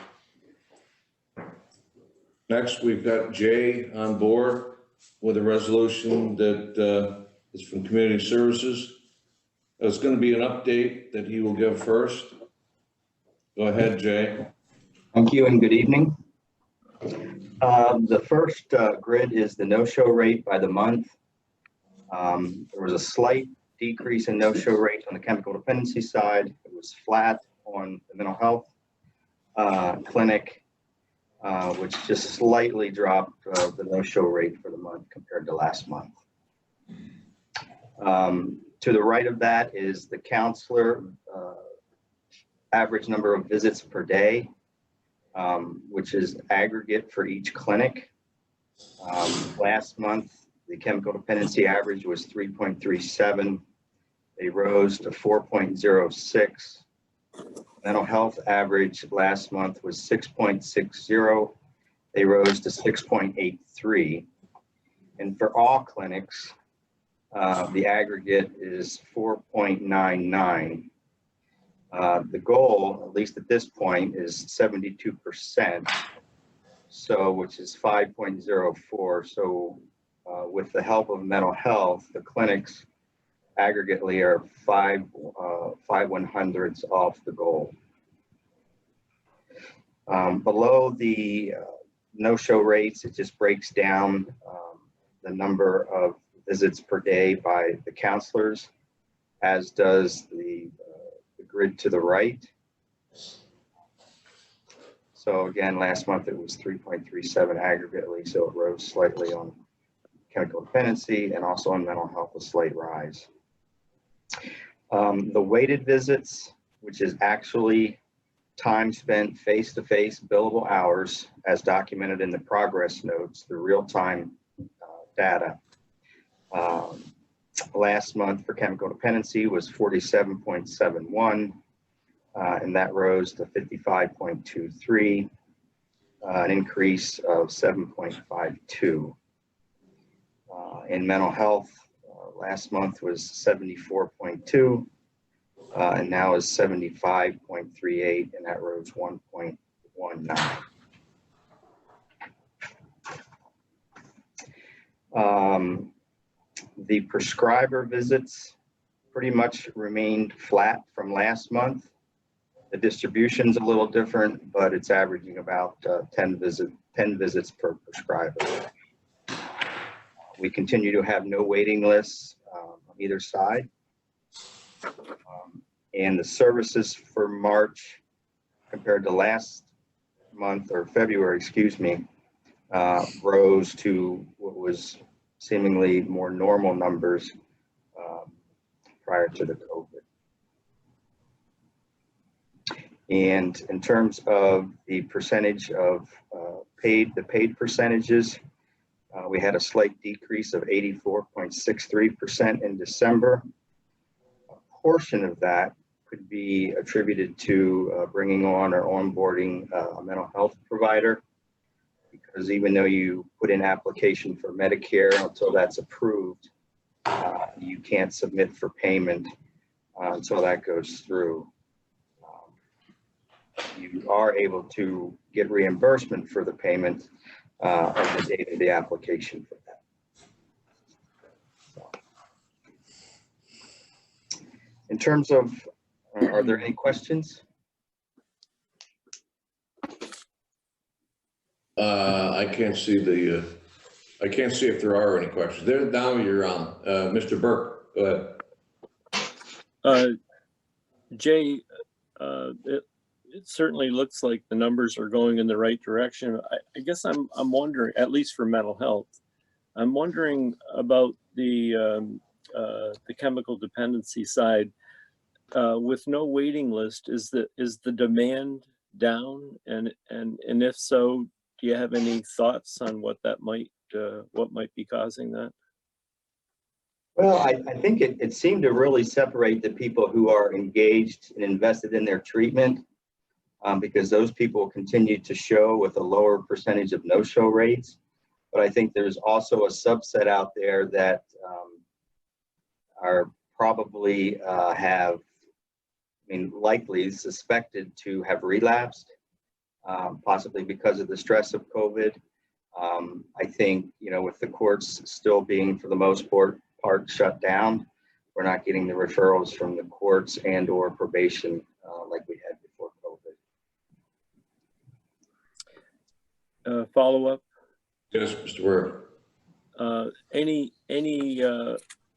updates on the methadone clinic? Well, we issued an RFP. We did a PSA and got that out to the local community broadcasters and so forth. So far, we have, to my knowledge, we have 2 other programs that are interested in putting an application for the OTP. In terms of the federal grant from the U.S. Department of Justice, just by brief way of explanation, this $900,000 grant, not all of that is going to be designated solely to the development of an OTP. It's a community partnership with whoever gets the OTP award, along with the Grace House, which is recovery housing, and Seaway Valley Prevention, which would provide peer support. And then also, once they step down from Grace House, Maximizing Independent Living Center would try to get them more permanent housing in the community. I guess I'm just one more question. Maybe this is for not just you, Jay. I'm wondering, the RFP, had we authorized that as a legislature? Did we authorize an RFP? I know we had talked about the county possibly doing it. I guess I'm drawing a blank if we had actually authorized an RFP for that. Speak to them. Bill. I don't know. I can speak to them. Ruth? The County Board of Legislators did not authorize the RFP. This RFP was actually initiated by the Community Services Board. So that will also be the board that will review the opportunity for any responses that come back for services. John? Just a statement on that. Sure. I think anytime we do an RFP for services, the Community Services Board has latitude in who gets to come into the community and who gets to provide the services. But I guess I was always under the assumption that RFPs are authorized by legislators. Am I mistaken on that? For county services, in terms of appropriations that we would be spending, that's accurate.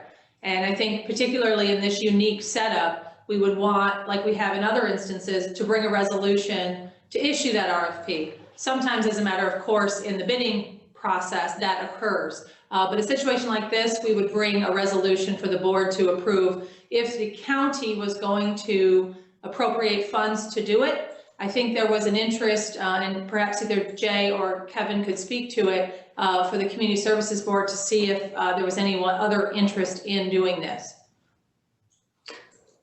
Kevin, do you have something to say about that? Yeah, I think when we were going through this process, right after we had Credo meet, we met, I think we moved it to the first part of the month. It was the change.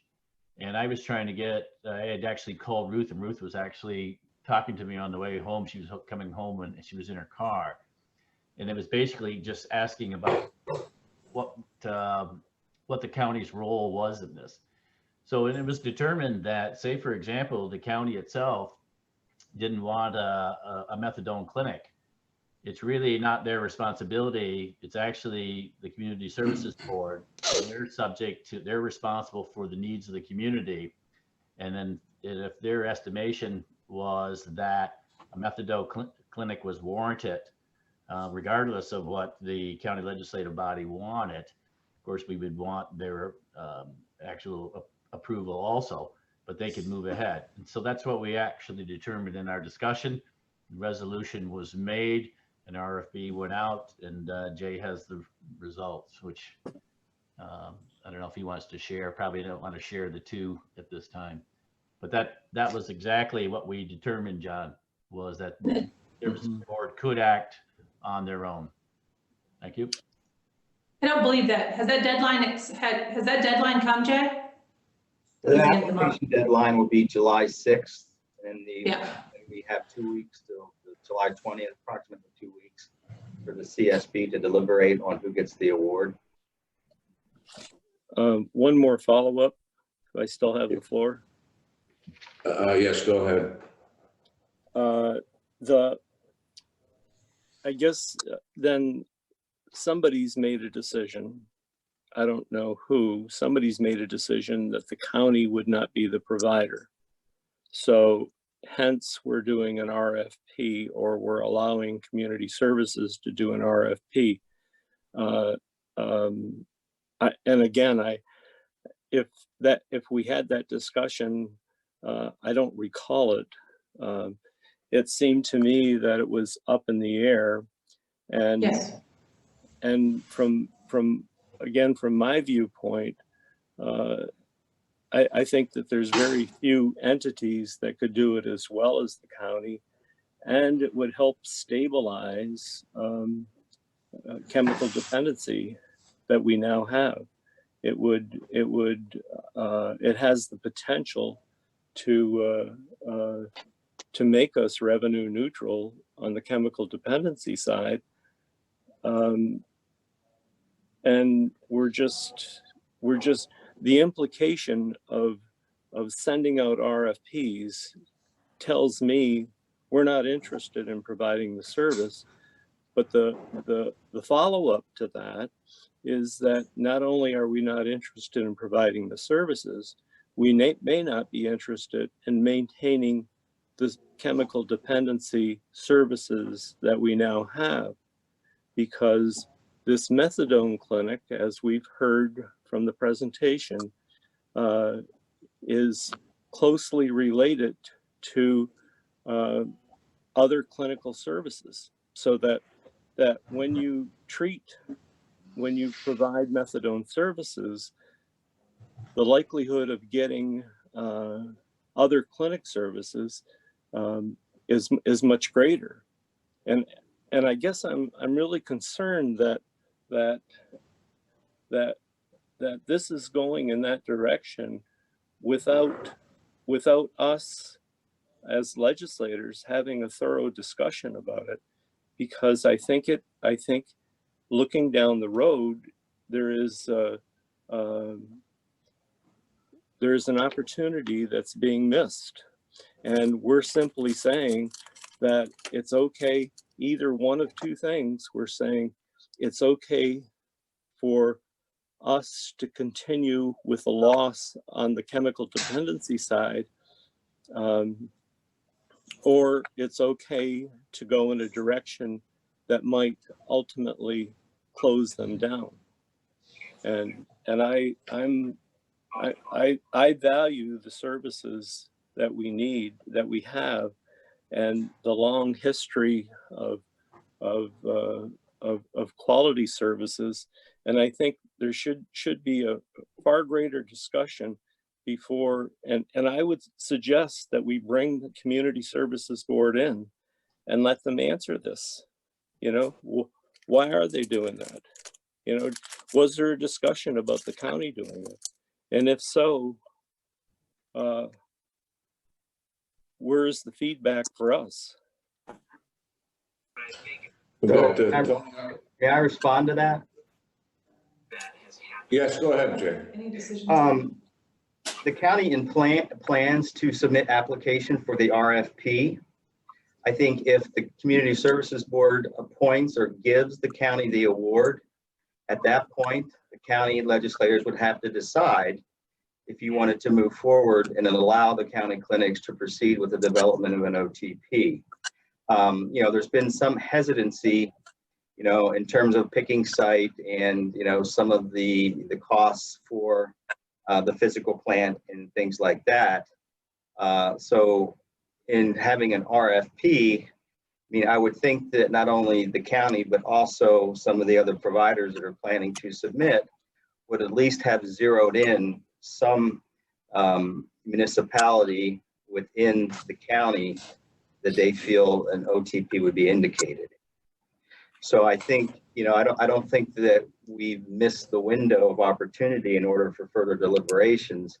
I think we're going through the RFP process because there is both state and federal funds available here. And we just thought it was probably the fairest way to proceed. Thank you. Tony, and then Rita. Thank you. Tony. Thank you, Mr. Chairman. I want to get back a little to the procurement procedure that was utilized, or is that ongoing? I'm not sure. The RFPs have been sent, and if so, did the Community Services Board have that authority to do that? Is it, I didn't sense that we had a solid answer on that. Yeah, the Community Services Board, you know, once appointed by the Board of Legislators, is a policy-making board when it comes to identifying the needs and services, creating a local services plan, and trying to fill the gaps in services. So yes, that is my understanding. Okay, thank you. Rita? Hi. So the role of county government is to provide the services that private sector cannot, does not, or will not provide in our community. So if we put an RFP out to them first and no one in the community has the interest or ability to do this clinic, then it's kind of incumbent upon us to do it. Otherwise, we're sort of taking something and essentially now the county government is trying to compete with private industry. And I don't know that that's what we mean to do. Good point. Mr. Burke? Well, I don't know that we've been in the business for a long time. We provided mental health counseling and substance abuse counseling for 4 years. We have, part of our responsibility is to make sure that the residents, the needs of our residents are being met. Now, Jay talked about the community services plan. You know, I don't know who was all involved in creating that plan, Jay. I know in previous years, the plan was done basically by the seat of your pants. And there wasn't the widespread involvement from hospitals, from other providers, housing, and I think the last time that there was a gathering of key individuals was probably in, I think it was maybe 2016.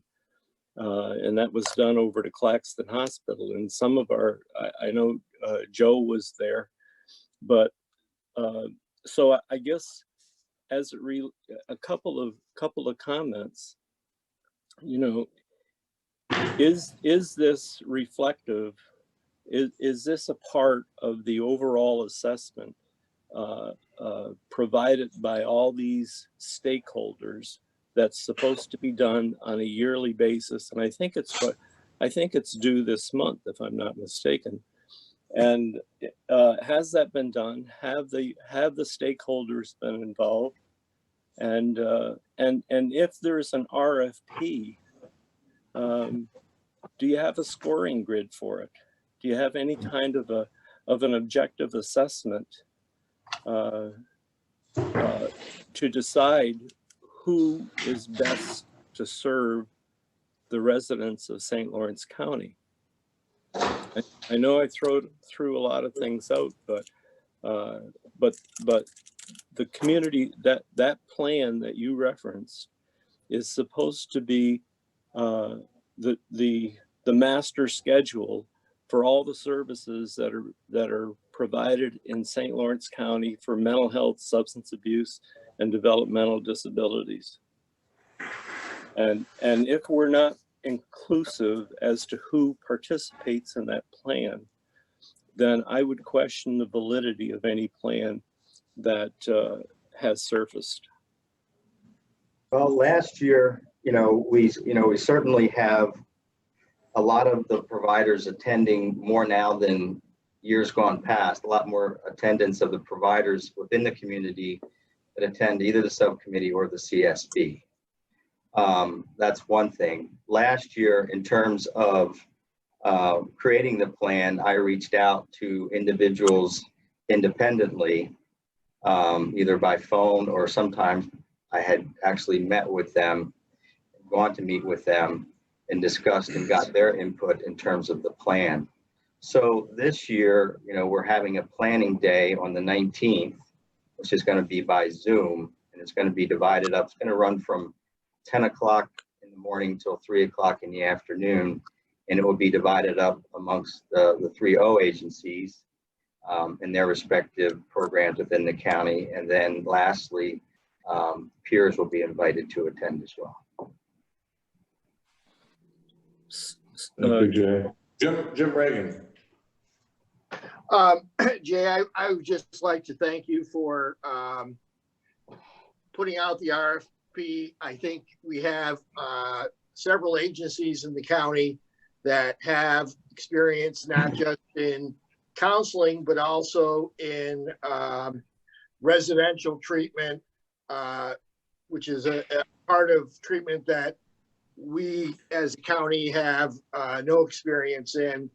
I think it's important to, in an RFP, to see what's out there, see what agencies are out there, what services they can bring, how they can provide a comprehensive set of services to envelope individuals with these addictions, to help them find housing, find medical care, find,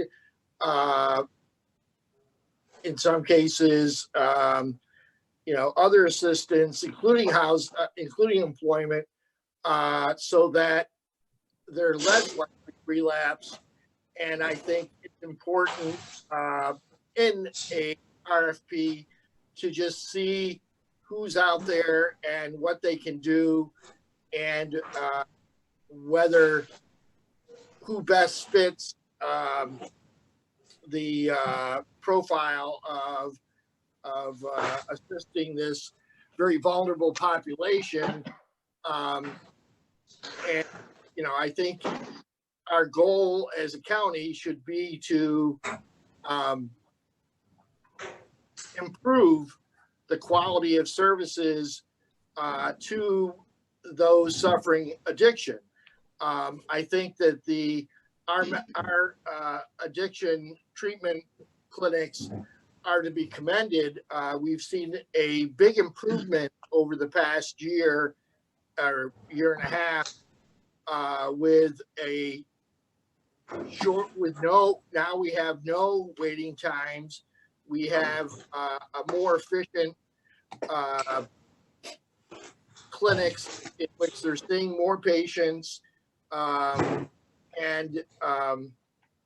think it's important that we keep that momentum going at improving the quality of care in our clinics.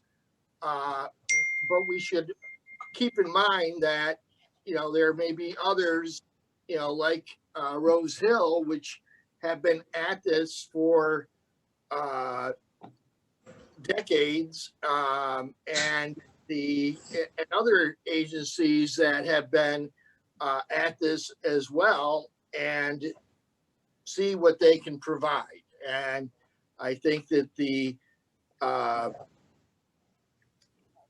providing this opportunity for agencies to put forward a comprehensive program will benefit us in the long term and ensure that individuals suffering from addiction, families that are looking for help, get the kind of help and the kind of treatment that they need. Thank you. Thank you, Jim. Any further discussion?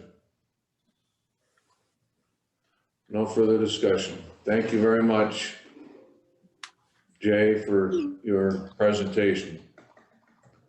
Looks like you got some homework to do.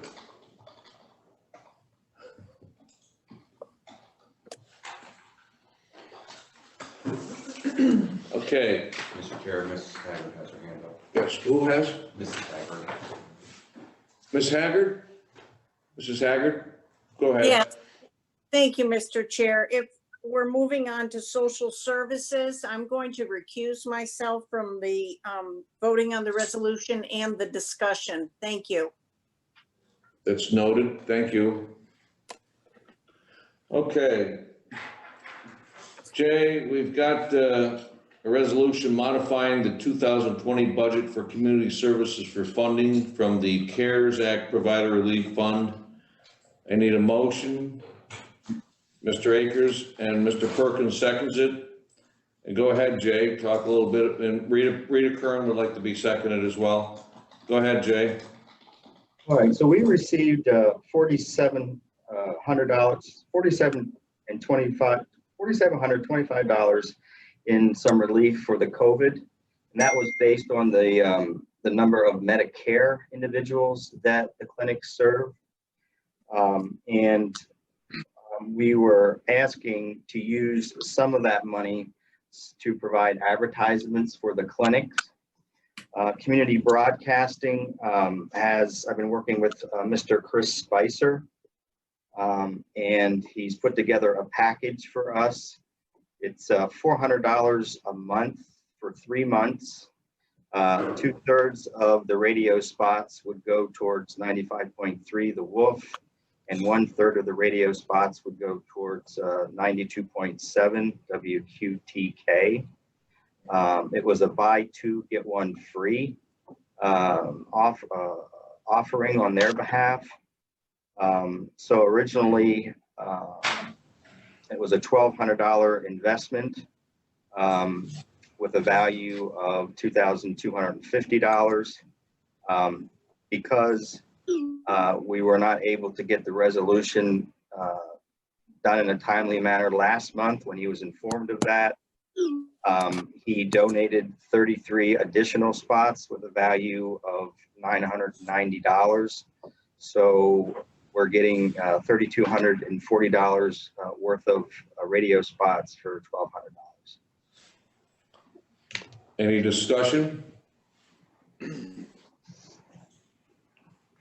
No discussion? All in favor? Aye. Opposed? Carried.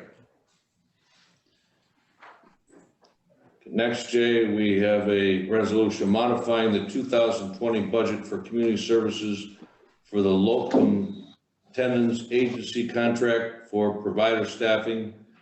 And we have a motion. Motion made by Mr. Burke, seconded by, who seconds it? Mr. Akers. And go ahead, Jay. So the clinics were in a rather precarious spot back in March of last year. We had lost 2 providers, those being prescribers. So when presented, the board provided authorization and relief for us to, it was a 3-pronged resolution or a 3-pronged ask. One was to enter into a contract with Upstate Medical, SUNY Upstate. The other was to look at locum tenens providers. And the third was to advertise and possibly bring on a per diem nurse practitioner. So we did enter an agreement with the locums and the SUNY Upstate. For SUNY Upstate, we only were in that contract for 5 months. It did cost the county $5,105. I knew it was going to be, we all probably knew it was going to be expensive going into that. It was $225 an hour, which is a fairly significant rate, but it did get us through those tough times. With regard to the locum tenens, we started that in July as well. That cost for 2019, July through the end of September, was $14,665. Part of that was we had to onboard prescriber twice during that period because the first prescriber just didn't quite meet our needs. So that's a little bit of an expense there. So the person that we have now, we're quite pleased with. She's very flexible. She works with our clinicians. She's a good communicator. And for the first 4 months, January through April, we've been able to manage bringing in revenue of $12,835. With regards to the nurse practitioner per diem, I don't foresee us filling that, and there is some tentative plans to probably take that out of the budget for next year. So we're asking, because we still do not have any candidates for that position, we're asking to extend the locum tenens contract until the end of the year. Any discussion? Being no discussion, all in favor? Aye. Opposed? Carried. Next, we have a resolution authorizing the chair to sign an amended contract with New York State Office of Mental Health and Family Peer Support Services and modifying the 2020 budget for community services. Need a motion? Motion made by Mr. Arkwit, seconded by Mr. Perkins. Go ahead, Jay. I'd like to ask for an amendment to this resolution because this would involve 2 contracts with the mental health providers because we've terminated one contract as of June 30th, and we have moved those monies over to a second provider. So both contracts will need to change and be signed if in fact this resolution is passed today. So the wording would be 2 contracts with mental health providers. Amended contracts with New York State Office of Mental Health providers. We want to add providers in there, those being NERCL and People's Inc. out of Poughkeepsie.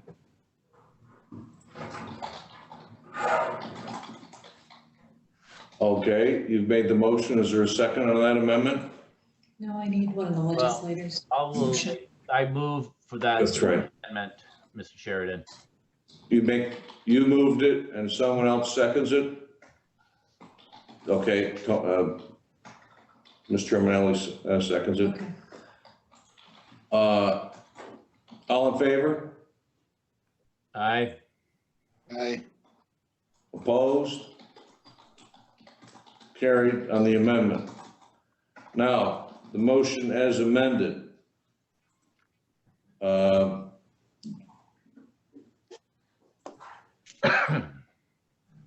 Is there a motion to approve that motion as amended?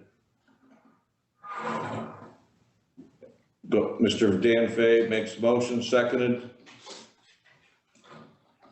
Mr. Akers seconds it.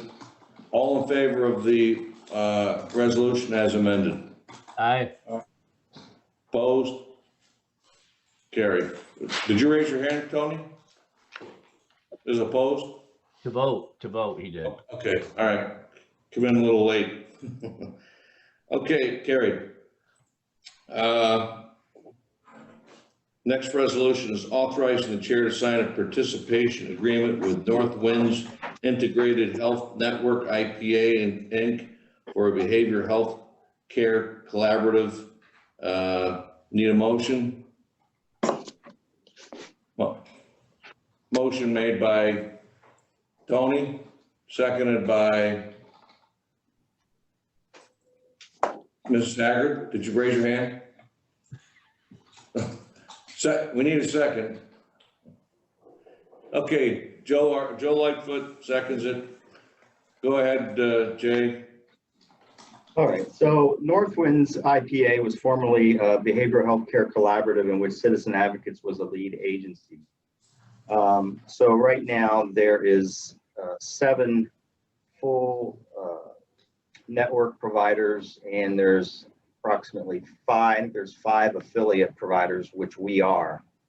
So just by way of background, years ago, a lot of the mental health, the Article 31 mental health clinics would receive deficit funding through what they called COPS fundings, which would, essentially try to keep them more towards the black and keep them in operation.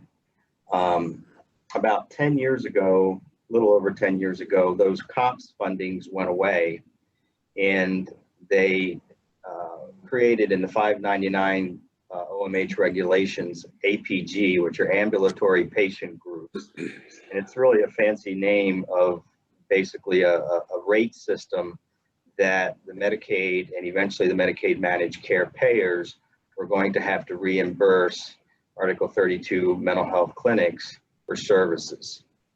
So without having, the deficit funding, and you were basically fee for service, what happened in the industry is everybody scrambled for volume, because the more people that you served, then the more financially solvent you were. And it didn't take very long for Medicaid to figure out that volume doesn't necessarily mean quality of services, and that people were getting better. So the Medicaid redesign team structured the venue that we're now moving into, which is value-based payments.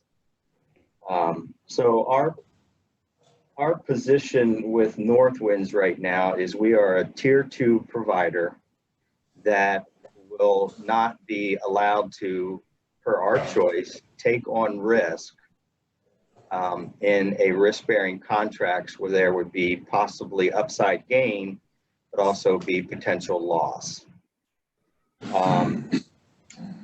So in addition to there being tiers within the network in terms of their ability to take on loss or not take on loss, there's levels of contracting that can be made with Medicaid managed care payers. So a level 0 is currently what we've been used to for the last 10 years, which is simply fee for service.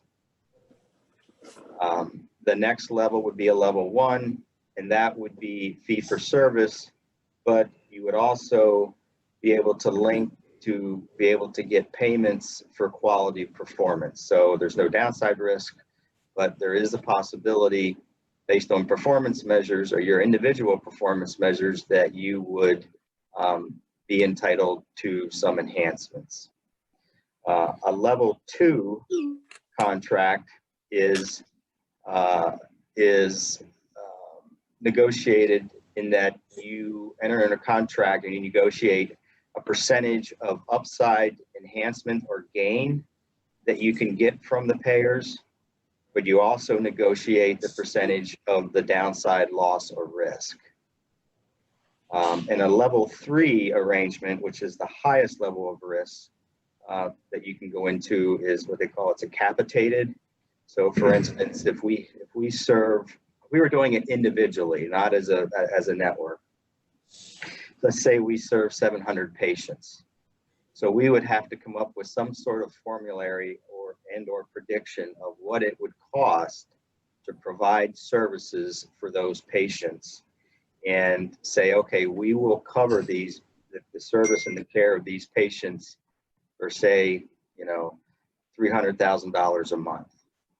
And we either make that or we would break that in terms of, if we go under, we have our savings. If we go over, that would be at risk of loss for the county. To my knowledge, there's no one entering into a capitated system, with the exception of organizations like Fidelis, big organizations that have taken on large chunks of the Medicaid population from the state. So Northwind's, the deliverable of the BHCC and of Northwind's was to enter into a value-based payment arrangement by spring of this year. And they have been able to do that. They have gotten their last payment from, it came from the feds, and it was actually brokered through Fidelis. So they have gotten the 1.725 million to create this BHCC. So they're entering into a risk-bearing level 2 contract with an ACO, Adirondack ACO, which is part of UVM Health System, University of Vermont Health System. And that is a for-profit arm of UVM. So they're in it to win it, I'll put it that way. So in order for us to contract with Fidelis, or the network to contract with Fidelis, we have to go through an ACO. Fidelis will not contract with smaller entities such as Northwind's. We have to team up with a bigger provider, that being Adirondack ACO, in order to reach Fidelis payments. As part of this contract, Fidelis is adding some money in to allow the IPA, Northwind's IPA, to either contract with or be provided a data analyst. So this contract, even though it's retroed back to January of this year, it really starts in July of this year in terms of active involvement in the contract. So during this 6 months period, if everything goes to plan, we will have real-time data on how we are doing in terms of meeting performance measures and or the metrics that are required in the contract. Based on this data analytics, the network, the IPA, will have a fairly, it's not a very long baseline. 6 months is not, it's not a long time to gather data and create a baseline, but you'll have a little bit of a reference as to whether or not it makes sense for all providers to enter into a tier or level 1 risk-bearing contract next year, because it will go live. As compared to this year, it's not quite live because there's no risk, because the Northwind's IPA is going to be the guarantor of $140,000 based on a formulary to cover any loss, any downside loss for the entirety of the network during this 6 month period.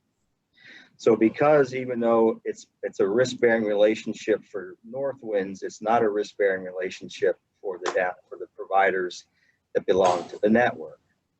So because of that, we have an opportunity as a tier 2, based on the board's decision to allow tier 2s to dip their toe in the water, so to speak, and to participate in a value-based payment contract with no risk.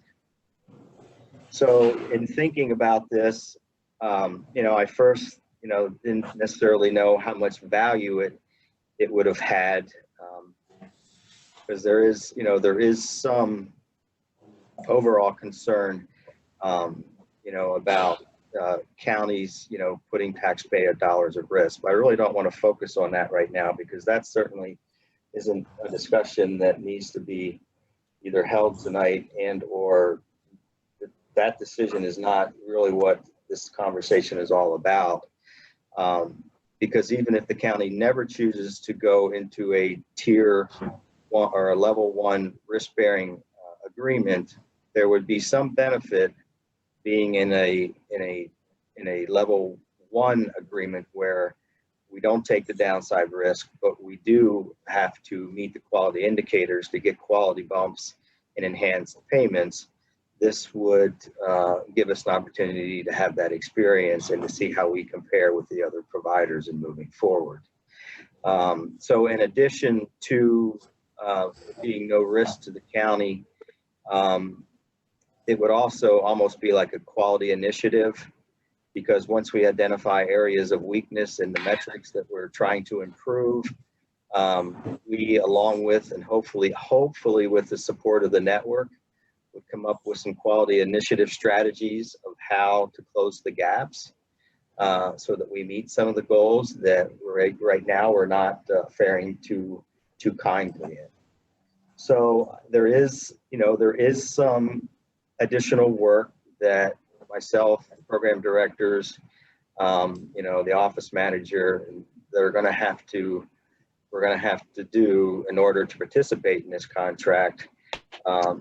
But after I've thought through it, I think because of our position of potentially being into a level one agreement where we do have upside quality bumps, we should know where we stand right now before we enter into such agreement. In terms of the APG rates, right now, the rates that they're using for these contracts are not negotiated rates. They're using straight APG rates. The only thing that's being negotiated in a risk-bearing contract right now is whether it's the percentage of upside gain and downside loss. This particular contract, they've negotiated a 50% upside gain and a 10% downside loss. So if there is any upside gain to this 6-month contract, those monies will go towards Northwinds and not towards the providers.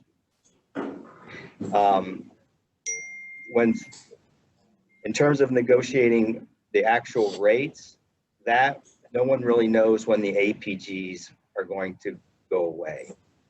When the APGs go away, that is when having pooled providers at the table negotiating with payers is going to be advantageous as opposed to going to them individually to negotiate the rates. So nobody knows, what the timeline is of, getting to the point where the APGs go away. Could be 2 years, it could be 5 years, it could be 10 years. Nobody really knows. And some of it depends on how this whole value-based payment arrangement unfolds over time. Any discussion?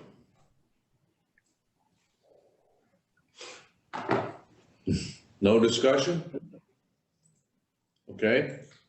I think Dave has his hand up. Mr. Forsythe. Somebody saying something? Dave. Okay, Dave, okay. Go ahead, Dave. Yeah, just a quick question for Jay. Jay, based on that value-based system, on the low side, say we did go into it, what is the low side percentage decrease as opposed to the high side percentage increase? You know what I mean? Yep. For this 6-month contract, the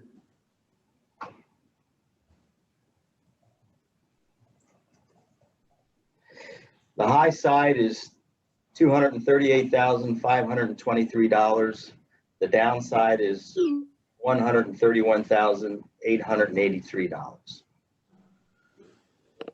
And the middle would be in between? Right. I mean, that's best case scenario would be the 238,523. Worst case scenario is we would owe them 131,883 as a network. Okay. All right. Well, based on that, and John, I don't know. Mr. Burke made a point earlier about we've been in this business a long time. You know, we're good at it. Why wouldn't we go for the high side? You know what I mean? We have a proven track record. Why wouldn't we try to achieve the high side and set a standard? I don't know. I guess that's a safe way, is to do flat. But if we've been in it a long time, you feel confident about the service we provide, why wouldn't we go for the high side? Just a thought. Well, I mean, right now, Fidelis actually comes up with, or the ACO comes up with the quality measures, meaning the metrics. So there's 10 of them. And so we have depression screening and follow-up. Well, and these metrics aren't for just behavioral health. These metrics are for physical health providers and behavioral health providers. So the first one is depression and screening, depression screening and follow-up. Well, we were already doing that, obviously, on both sides of our clinics, but a primary care facility might not have been doing that over the years, and they have to bring that in as part of their practice. So we're good on that one. 7-day follow-up after an emergency room for mental health. So what that means is someone goes to the ER for mental health reasons, and they're referred back to our clinic for services. We need to try to make sure we get them seen within a 7-day time frame. That's sometimes easier said than done. I mean, sometimes they go to the emergency room, they're in an acute crisis. Afterwards, they don't want anything to do with mental health follow-up. So, we do have care coordinators that can try to reach out and try to connect, engage them, but, you can't make people or force people to come to clinic services just because they had a mental health crisis that ended up in the emergency room. Some of it is breast cancer screening. We wouldn't be responsible for that, but we would have to make sure that if they are a mental health recipient or chemical dependency recipient, we would have to do our best to link them with a primary care physician for breast cancer screening, even if that means trying to make that appointment over the phone with the client present in the office. So we'd have to try to connect people who have diabetes that's not being controlled. These are all things that we would have to ramp up and, try to put that into our workflow through some quality initiative to make sure that we would be able to close the gaps and moving forward so that we don't get dinged on these metrics. So those are just some examples. But not to cut you off, but aren't other people required to do the same thing? Other counties and other entities required to do the same thing? Well, eventually they will be. I think we're a little ahead of the curve in terms of entering into, a value-based payment arrangement. There's some down in the city. I'm not sure about Integrity Partners. I have a call in with them tomorrow. That was originally started by a lot of the DCSs out in the western part of the state. So I'm meeting with them tomorrow via Zoom meeting with Clinton County and Essex County DCSs, kind of discuss their progress and where they're at. But, each contract could have different deliverables. These deliverables might change next year as the needs change. So, okay. Yeah. It's fair. It's just a question. All right. Thank you. Mr. Burke. Jay, the 7-day time frame from an ER visit, are we held, are the standards that we must give them, or we should give them, an appointment within 7 days of being seen in the ER? I was always of the belief that they needed to be given an appointment. If they choose not to come, we've still met the standard of giving them the opportunity.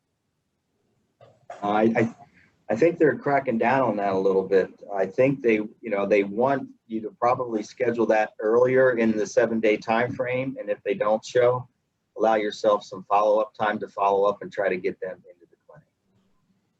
Well, that's good care. Yeah.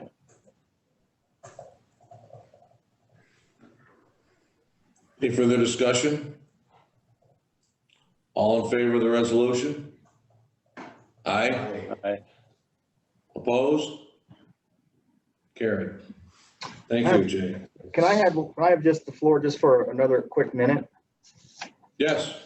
So on the prior resolution, I didn't really give any explanation as what we were doing with the money that was previously allocated to a prior contract provider. So we've had People's Inc. out of Poughkeepsie provide a warm line, which is really just a support line that is operated by peers. And, you know, there's been concern in terms of whether or not we wanted to continue with that provider and that service for quite a while. The dollar amount isn't huge. It's $29,882 annually for that service. I have reached out to Steve Micchio down in Poughkeepsie, and you know, I told him that the CSB was considering terminating the contract because we felt there were some higher needs within the county.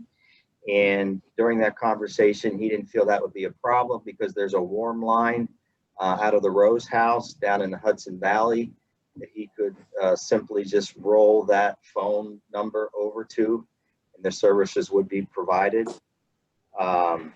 The services provided in our county were 28 hours a week, approximately 488 calls a year, at an approximate cost of about $61 per call. But 90 of those callers, and they would be repeat callers, were out of county callers. So we opted to move the money to NRCL, which is Northern Regional Center for Independent Living, who provides family peer support services. They have a good track record. We brought them on last year.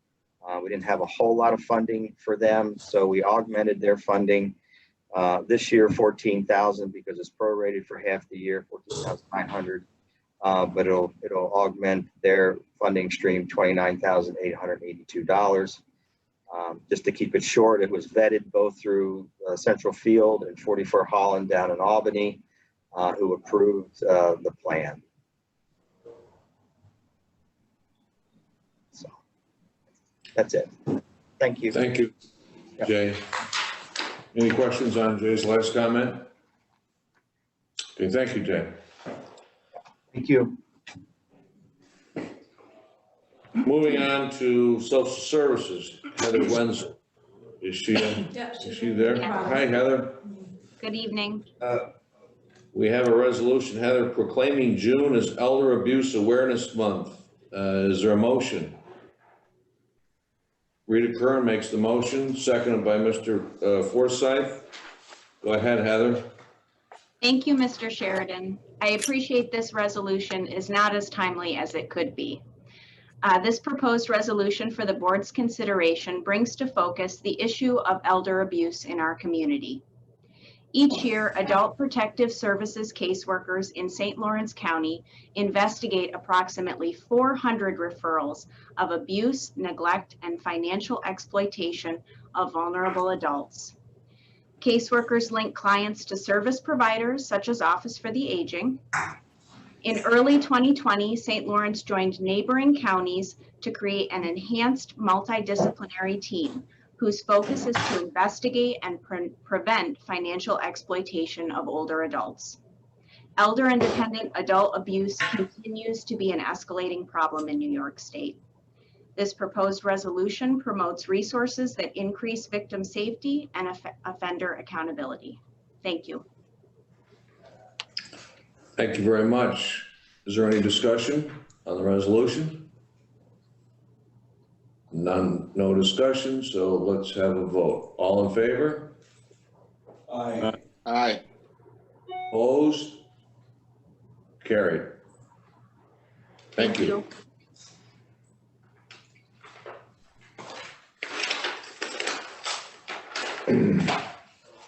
Office of Aging, Andrea's next.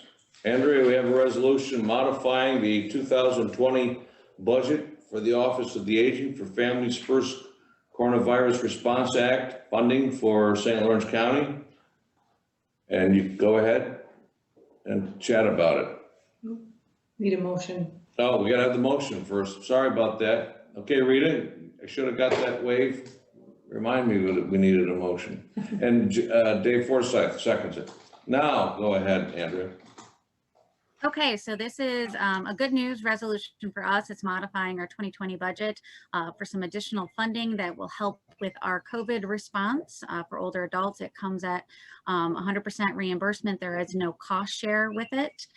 So any questions? No, anyone have any questions of Andrea? 100% reimbursement, we like to hear that. Okay, all in favor? Thank you. Aye. Opposed? Carried. Okay, Andrea, we have another resolution modifying the 2020 budget for the Office of Aging for Coronavirus Aid Relief and Economic Security Act funds for St. Lawrence County. Now we need motion. Motion by Mr. Denisha, second by Mr. Perkins. Go ahead, Andrea. Okay, and this is the second one modifying our 2020 budget for a significantly larger amount of funds for the Coronavirus Aid Relief and Economic Security Act funds. And again, this funding comes with no cost share, so 100% reimbursement. Thank you. Any discussion? No discussion? All in favor? Aye. Aye. Opposed? Carried. Okay. It's like we're on County Administrator's report. We are. Go ahead, Ruth. Few things to provide you as an update. The first one is a report on a transfer of funds. This transfer is for $5,000, and it is a resolution you considered under operations for the county clerk. There was some need immediate, so that resolution won't be approved until July, but in order to pay their current mail and postage bills, that money was moved over to their accounts between the postage account for the clerk, for the Governor account, as well as the Messina account, over to pay for the Canton account. So I want to make you aware of that. Also, the social services monthly statistics are posted to Google Drive for you to review, as well as the bank reconciliation for April. So those are located in their normal folders on Google Drive. We are 13 weeks into our COVID response, just a couple of things to mention there. 81 days since our first case. And just as a reminder, the North Country region, which we're now 1 month into and the beginning of phase 3, Jefferson, Franklin, Lewis, Clinton, Essex, Hamilton, and St. Lawrence comprise the North Country region. And while our cases are slowing down in number, they're able to do some adjustments to their testing reporting through the health system for St. Lawrence health systems, Camp Hastings Hospital, and Messina and Governor. So we hope to bring you some additional information on those very soon. We're also working to make sure businesses know how and that they have the proper equipment to reopen, as the reopening task force has been helping, meeting 1 time per week, but also pushing out information that you may have seen in a variety of sources. We've received just over 100 complaints submitted to that tip line that pushes through to the county attorney, the sheriff, and myself. We also have received additional calls to either any of the offices. Those are not included in that number, but we're probably hovering around 120. And we brought you an update in terms of our ability to respond following the transition from phase 1 to phase 2 and the Memorial Day weekend. And I think that we are beginning to see more repetitive nature of complaints with regard to mask wearing and or gatherings of folks. So we've been responding, but we're also reviewing that process as we're beginning to see repeat communications from folks about either people gathering or the types of things that are happening, to calibrate our response appropriately to make sure folks are mindful in the education component, but also so that they know that folks are paying attention. Folks want to make sure that the environments they're going out into are safe. The control room continues to have daily calls with the North Country region 7 days a week. And as we understand currently, the state is working to establish up to 5 additional testing sites in the North Country region. That will help with the additional testing requirements of hairdressers, barbershops, things of that nature.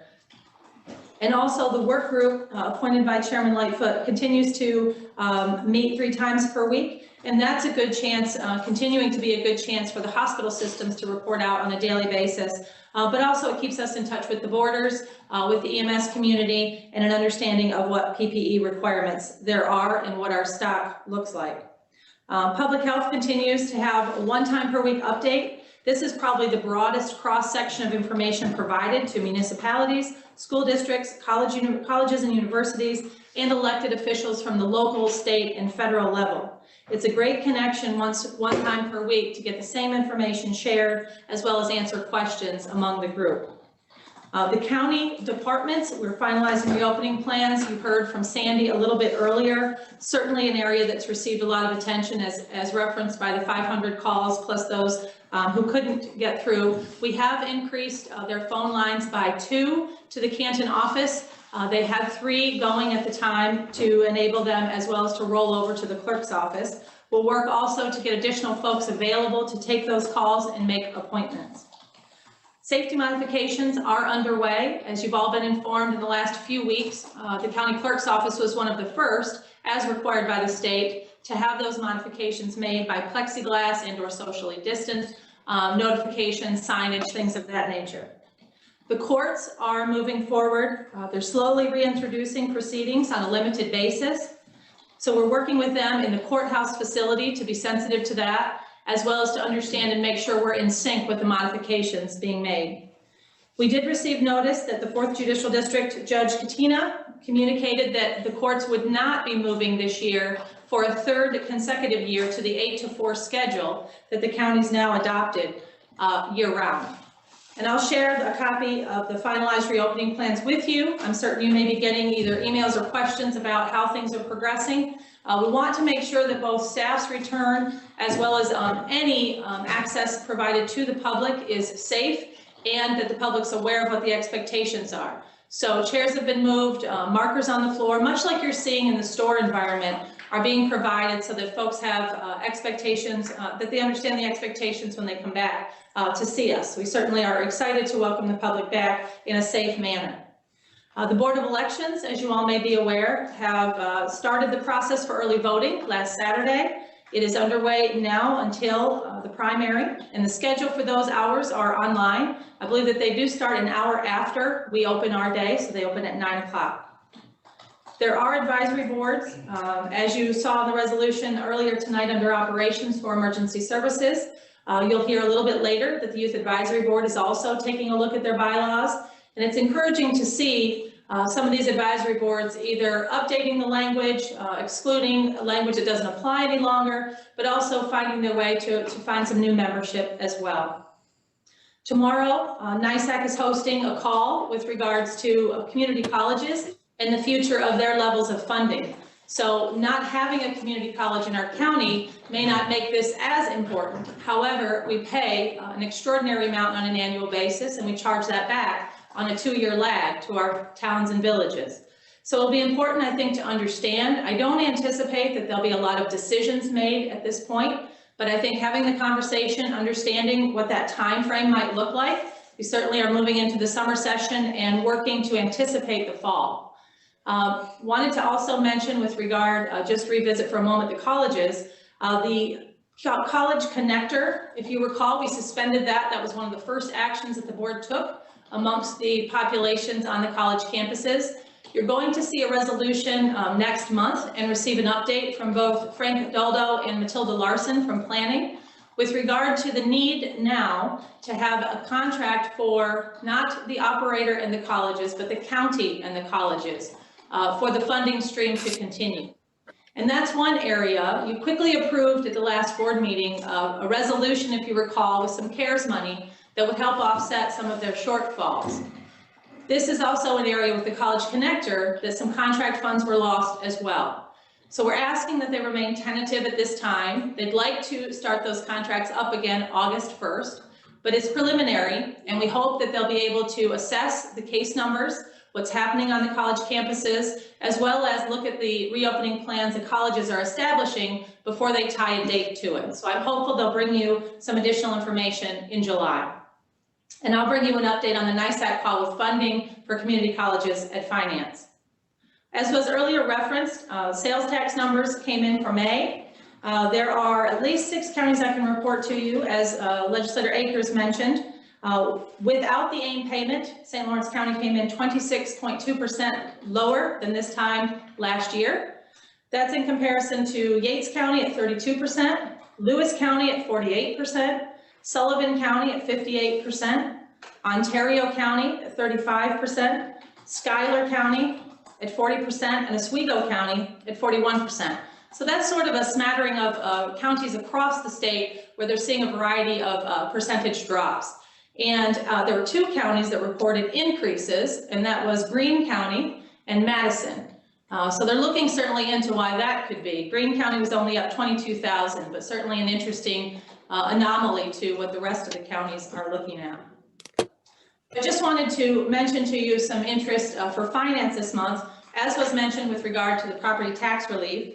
Also wanted to bring you an accumulation of the savings that we're talking about with departments at the initial blush of my request that I mentioned to you at the board meeting. Also, the shortfalls that we anticipate in revenue, this being one of them. Occupancy tax is also down 17.2%. So we're watching all of our areas. We have yet to receive any tribal compact revenue from the state as well. Also, as mentioned at the board meeting, to revisit the non-essential hiring freeze and the revisit of a 90-day vacancy concerns. If the board wants to move in that direction, I'll bring that forward. As you saw tonight in some of the resolution, the CARES money and the budget being modified for some of those funds that have come as a result of additional spending associated with COVID-19 response. So we'd like to balance that out for you a little bit so that you can see where some additional costs, for example, Office for the Aging and the meals increases. I believe they've at least gone up another third, to be able to demonstrate to you where some of those revenues may be helpful. But I invite you to send me questions also so that we can be prepared to bring that information to finance, and we'll bring the information if we've got it on the percentage paid of the taxes, but certainly what the options are relative to that. And next, just a couple last things. I wanted to give you an update on the website project. We've been after a website upgrade for the better part of 6 months now.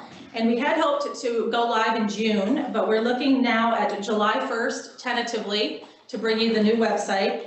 And that's with respect to the Board of Elections and the primary results that come back through their site. So we're being respectful of that June 23rd primary date, and we're hopeful to have that go live, but I'll keep you updated and give you more information as we have it available. And lastly, guidance was issued today with regard to a change in meeting size from 10 now allowable to 25. So I was hoping to gain any interest or update from the group about resuming in-person meetings.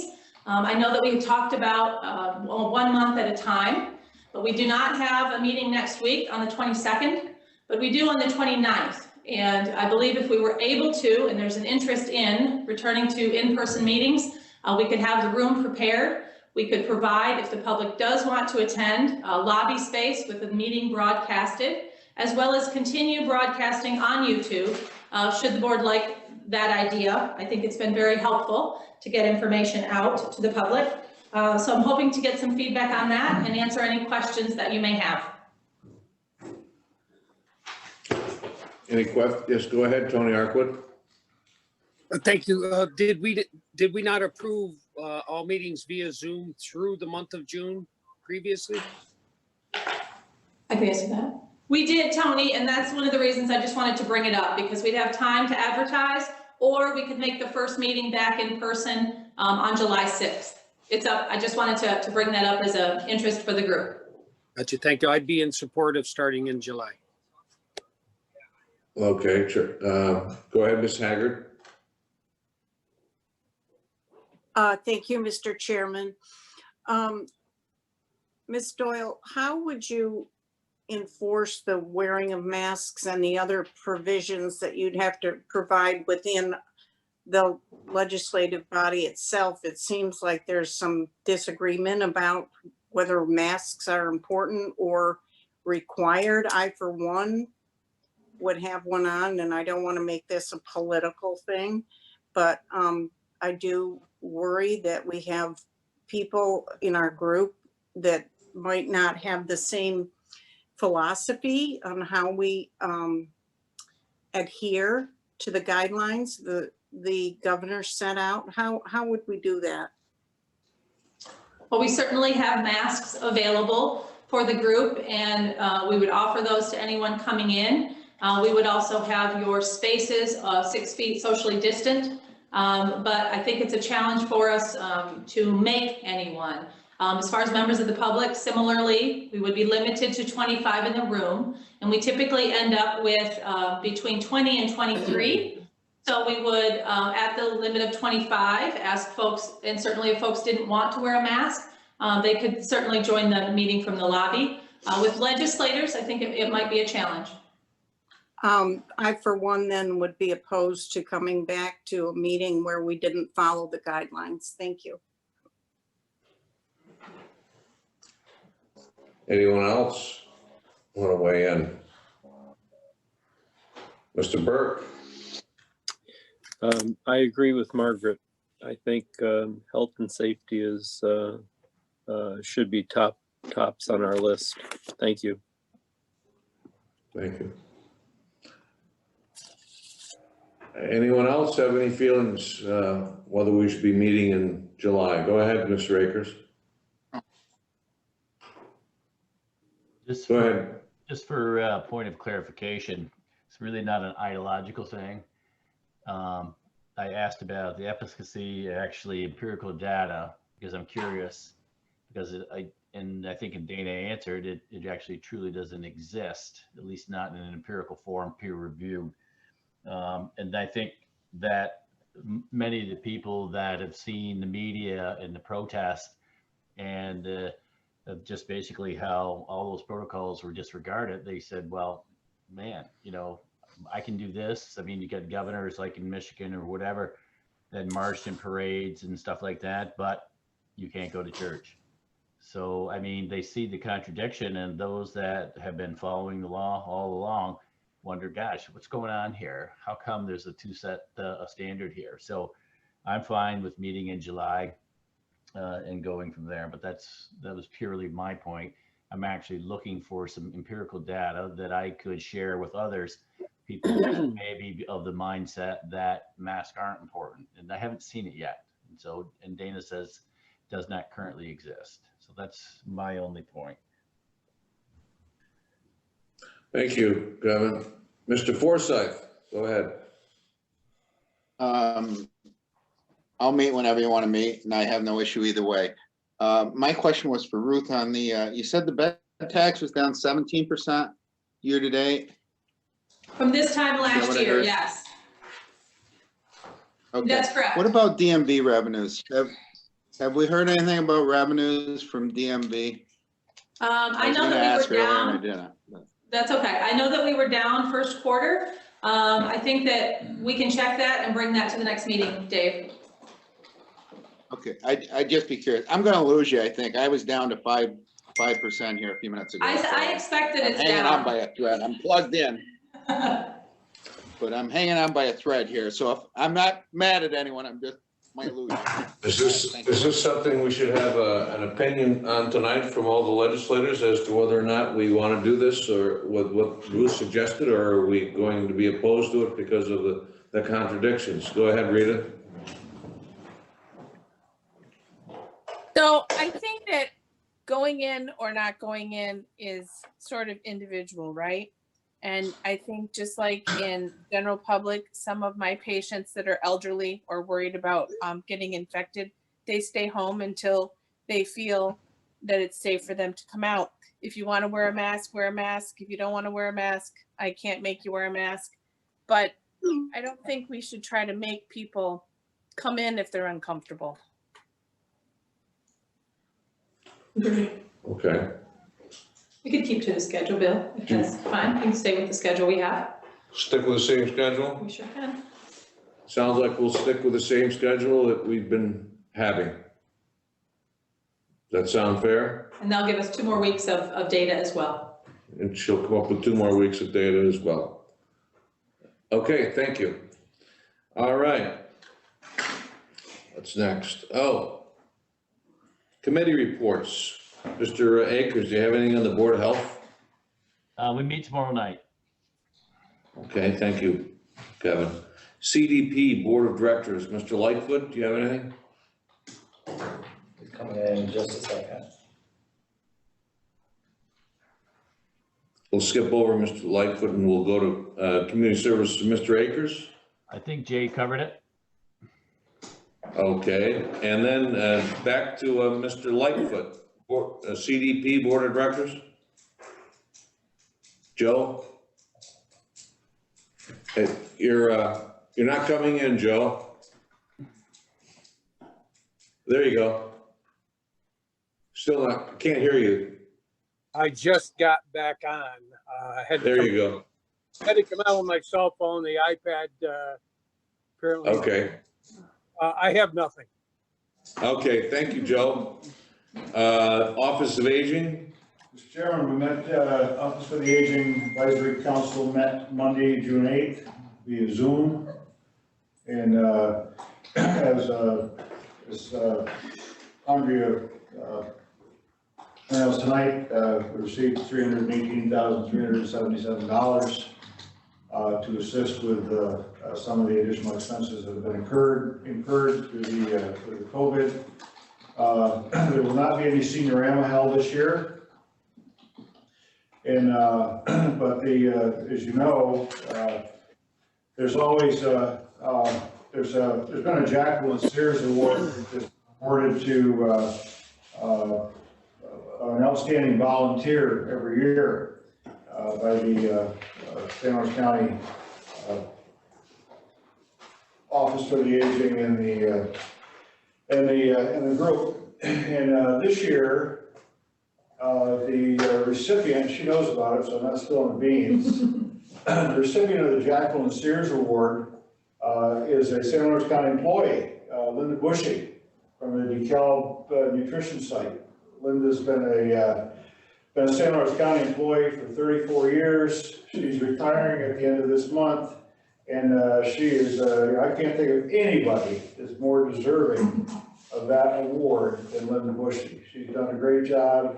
She treats all the seniors like they were her grandparents.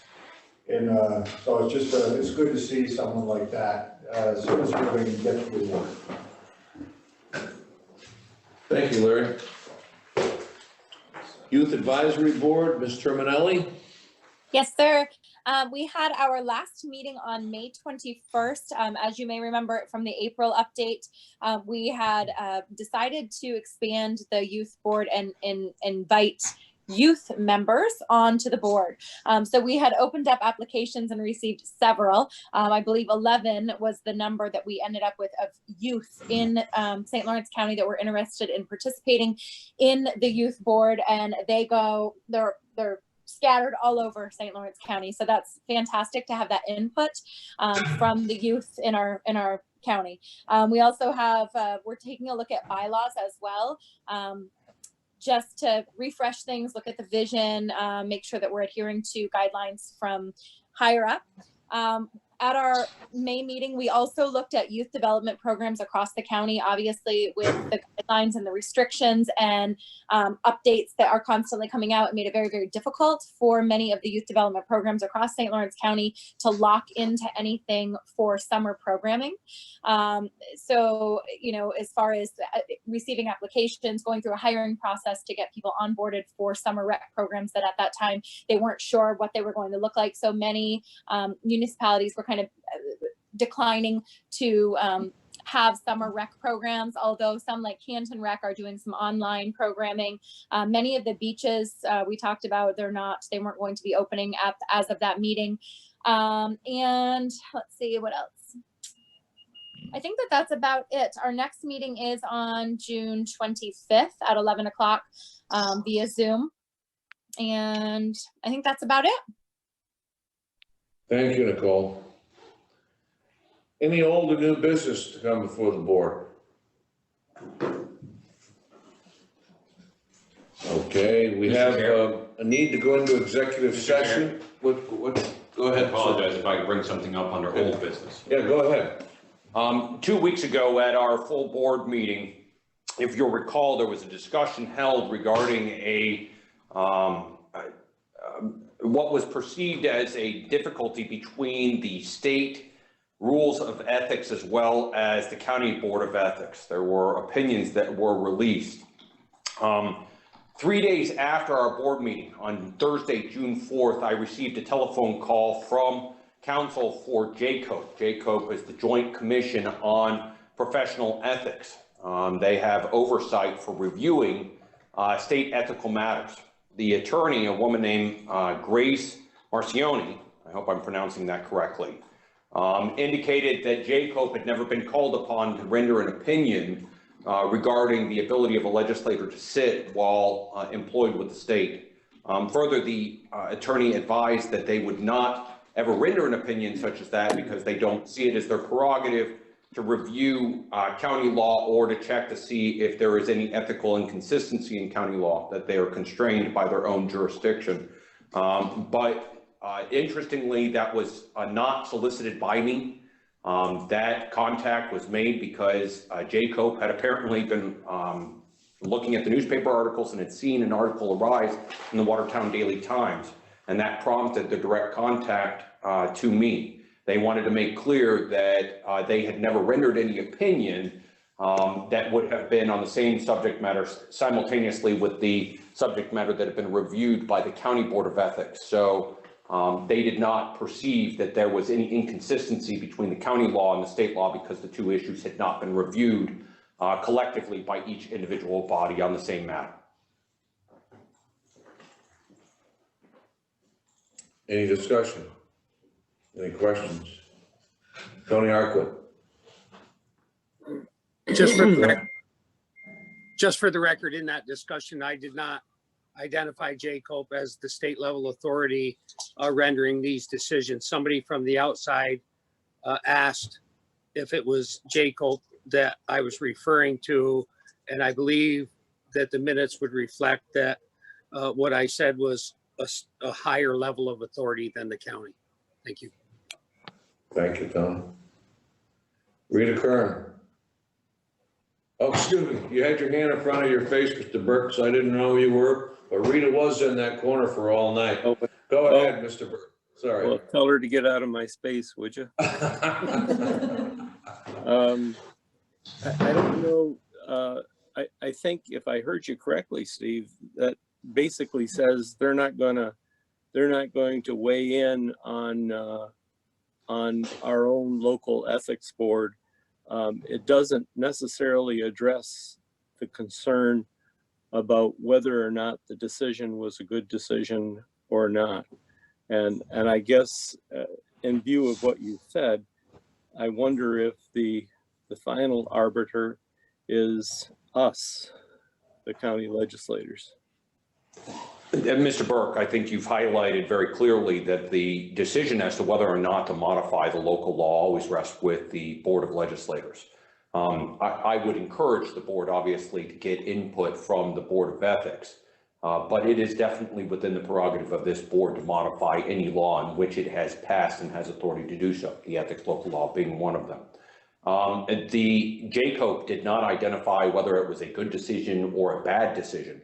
What they indicated was that they had never had opportunity to review the subject matter that was at discussion during the course of the meeting that this board had had.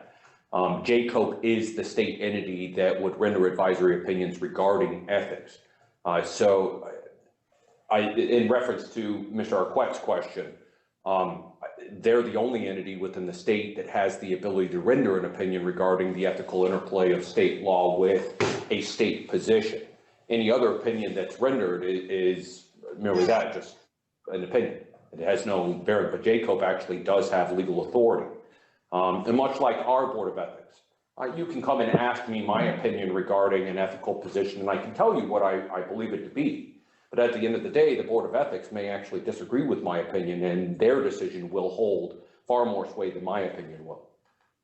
But yes, you're right, Mr. Burke. This board has the ability to change the law if it so chooses. Yeah. Thanks, Steve. Any further discussion? Okay, let's move on to whether or not we're gonna, what are we gonna go into executive session for tonight, Ruth? Is it all four categories or just some? All four categories. Thank you very much. We need a motion to go into executive session. Ms. Kern makes a motion, seconds by Ms. Haggard.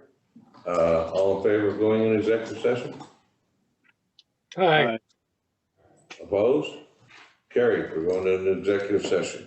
Give us a, and as he's coming back online, I did just want to mention that I have had a number of conversations, and Steve's been involved as well with the sheriff, with the interpretation, the understanding of all of the changes that are happening. And there's a number, as you might imagine, of conversations going on at the state level, along with the County Sheriff's Association for the state. And I've asked Brooks to come back to us operations in July and give you his strategy and the approach that he hopes to take to address the requirements that are made by the governor. So you want to make that statement when we go back in open session? I think we are. Oh, we're in open session now? Okay. Yep. Stay So that's all. I just want to let you know, we're Okay. working on And it. if there's no further business, meeting's adjourned. Thanks, folks. Thank you, everybody. Thank you. No meeting next week.